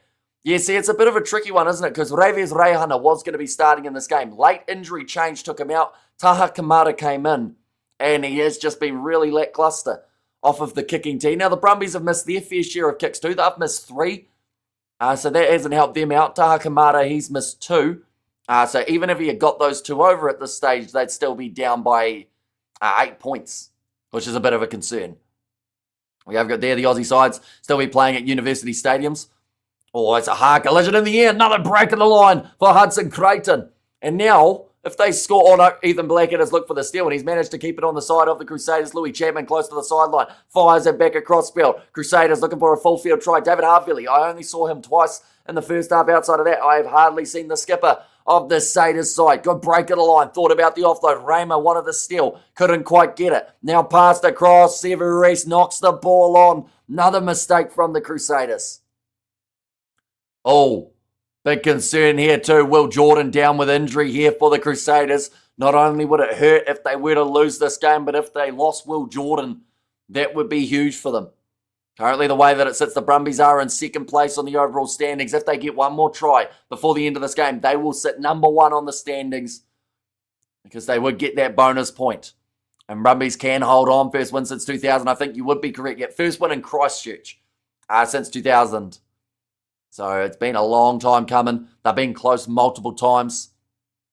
But in this case, they've been the better side out there. The Aussie sides should be playing at university stadiums like this. What a good call. I think the Bulls need to move a university stadium. So here's LB. Oh, Will Jordan's going to continue. It looks like he's winded. He looks like he's not having too much fun with his midsection at the moment, Jordan. But the big scrum from the Brumbies. Left-hand side, Ryan Lonergan goes to Hudson Creighton, who almost got the line break try just moments ago. Now Lonergan goes off to the right-hand side. Tackle's made. Off to the left. Solid game from Pritchard in the midfield too throughout this match for the Brumbies. Pick and go from Kale. And just looking to control the ball for 4 more minutes here. And then the Brumbies, they would be victorious. But, as I said, one more try would give them a bonus point win here, which would be absolutely huge. Okay, no rolling away from Ethan Black out of there, so he is going to be penalised 10 metres out from the line, but still under the advantage. Brumbies looking to continue using this one with phase play. Now moving out to 5 metres from the line. Ball's still there. They did score a bonus point in their game up against the Western Force. Charlie Cale plays half, goes across to Hudson Creighton. He's not afraid to put the body on the line. Runs it hard again, Buckley and Brady. And a fight night. Says Slade. Now close. No advantage. This is for offside against the Crusaders again, just short of the line for the Brumbies. Round pick and go. Thinking about going again, deciding against it. Instead, they're going to leave it for Rob Bellatini. He scored in the 78th minute of the game back in 2021. He scores in the 77th of this one, except this game. It means a lot more because that is now the bonus point for the Brumbies if the Crusaders don't score again. However, the Brumbies did not win a game against Crusaders between 2009 and 2024, taking only 2 out of the maximum 45 competition points from games against Crusaders in the 2010s. The Brumbies were really criticised for their poor record against Crusaders since 2009. There's Kiwi Rob, but they've been anything but poor in this game right here. Rob Bellatini scores late. Straight out in front of the posts as well here. Come on, the Crusaders, says keep it simple. And even thought Crusaders lose, I will still support them. And also we have got their Brumbies deserving winners, says Dunk. Yeah, they have looked like the better side out there. And a clinical display from this Brumbies team. I'm going to go back to it. They shouldn't be going for those threes early on. As soon as they changed the mindset, they changed the chance of them winning drastically. And now 43 points to 24 at Apollo Project Stadium in Christchurch. The last time that the Brumbies beat the Crusaders in Christchurch, I was only about maybe less than a year old. And now they do it again. And I'm slightly older than a year old now. Now run forward here from the Crusaders, looking to take that bonus point off the Brumbies, who get the ball back with a bit more hustle in the breakdown. Charlie Cale trying to break through the tackle with Whainā Nuku. Does so successfully. The Brumbies looking to shift it out their backline. Andy Muirhead picks it up clean. Passes one more. Here comes Corey Toole down the wing. Here's the man on the inside. Runs it himself. Corey Toole scores again. It is a decimation of the Crusaders. And it is 50 points now for the Brumbies if this kick goes over. Toole successful. This is a crazy victory. And we have got their 2024 record coming for the Crusaders. Says Kiwi Ryan. Wow, the pain, says Ruby. And it's just counter-attacking rugby at its finest. Pure intentions from the Brumbies to get this one going. Solid game from the Brumbies, though. Incredible game from the Brumbies. Their attack has been very formidable throughout this matchup. And, you know, the crowd are not happy at the moment, but the Brumbies certainly are. It's 41. You should change the score, says Kyle Julius. At the moment, it's 48. And there's still 1 minute remaining. Tane Edmed going to use up a few more seconds on the shot clock. That is now a guaranteed bonus point for the Brumbies, and they will sit top of the table. Exactly what they did last week against the Force. Yeah, almost identical score. 24 points to 56 that game was up against the Western Force. This game is 50 points to 24, and they theoretically still have time to score one more here. Brumbies doing Saders on the Saders says, keep it simple and absolute thumping. Always remember Brumbies are a second half team too. And the score is automatically updated through Google, says Red 7. And what a result it's going to be for the Brumbies. Huge win. They were $5 underdogs right at kickoff here. The Brumbies now 30 seconds remaining. They're going to go for another one, or do they just go a couple phases to then boot that ball into touch? Give the Brumbies their flowers, Hamish. I think I have all throughout this matchup. And, yeah, once again, I feel like they... Oh, that's the end of the game. Okay, the clock was a little bit early. But the kick is out. First time in 26 years we have seen this side get a victory in Christchurch. James Slipper, for a milestone match too, scores himself a try and helps his side get the big victory there. Nice moment there from Fletcher Nall going over to James Slipper too, congratulating him. They put 50 on the Sader, says LB. The crowd will be walking out. Says Sashinozo, wow. And out-muscled, out-hustled. And 26 years record broken. And also Saders fans need to feel this pain for once. Says Earl, and at least just a few months away from their brand new stadium. And yeah, they've only got 2 games remaining at this stadium, up against the Highlanders in 3 weeks and the Fijian draw in 6. And when last did a team put 50 on the Crusaders? Ooh, tell you what, we'll get you that stat. It wasn't 2026 anyway. 2025... we're going to have to go back a wee way. It might actually... 55 they got up against the Force, but they scored that rather than the opposition. Chiefs got 49 up against the Crusaders last year. But other than that, I don't think anyone's been that close for quite some time. Blues got 35 over them. 43 by the Waratahs, 39 or 37 by the Force. I think we'd have to go back a fair old way. Highlanders got 41 against them. So 40 points on the Crusaders is actually relatively common the last couple of years. What does their new stadium look like? It's closed roof haze, so no more games in Dunedin then, says LB. It looks a little bit similar to the Forsyth Bar Stadium. I'd recommend checking out a couple pictures online. It does look quite nice.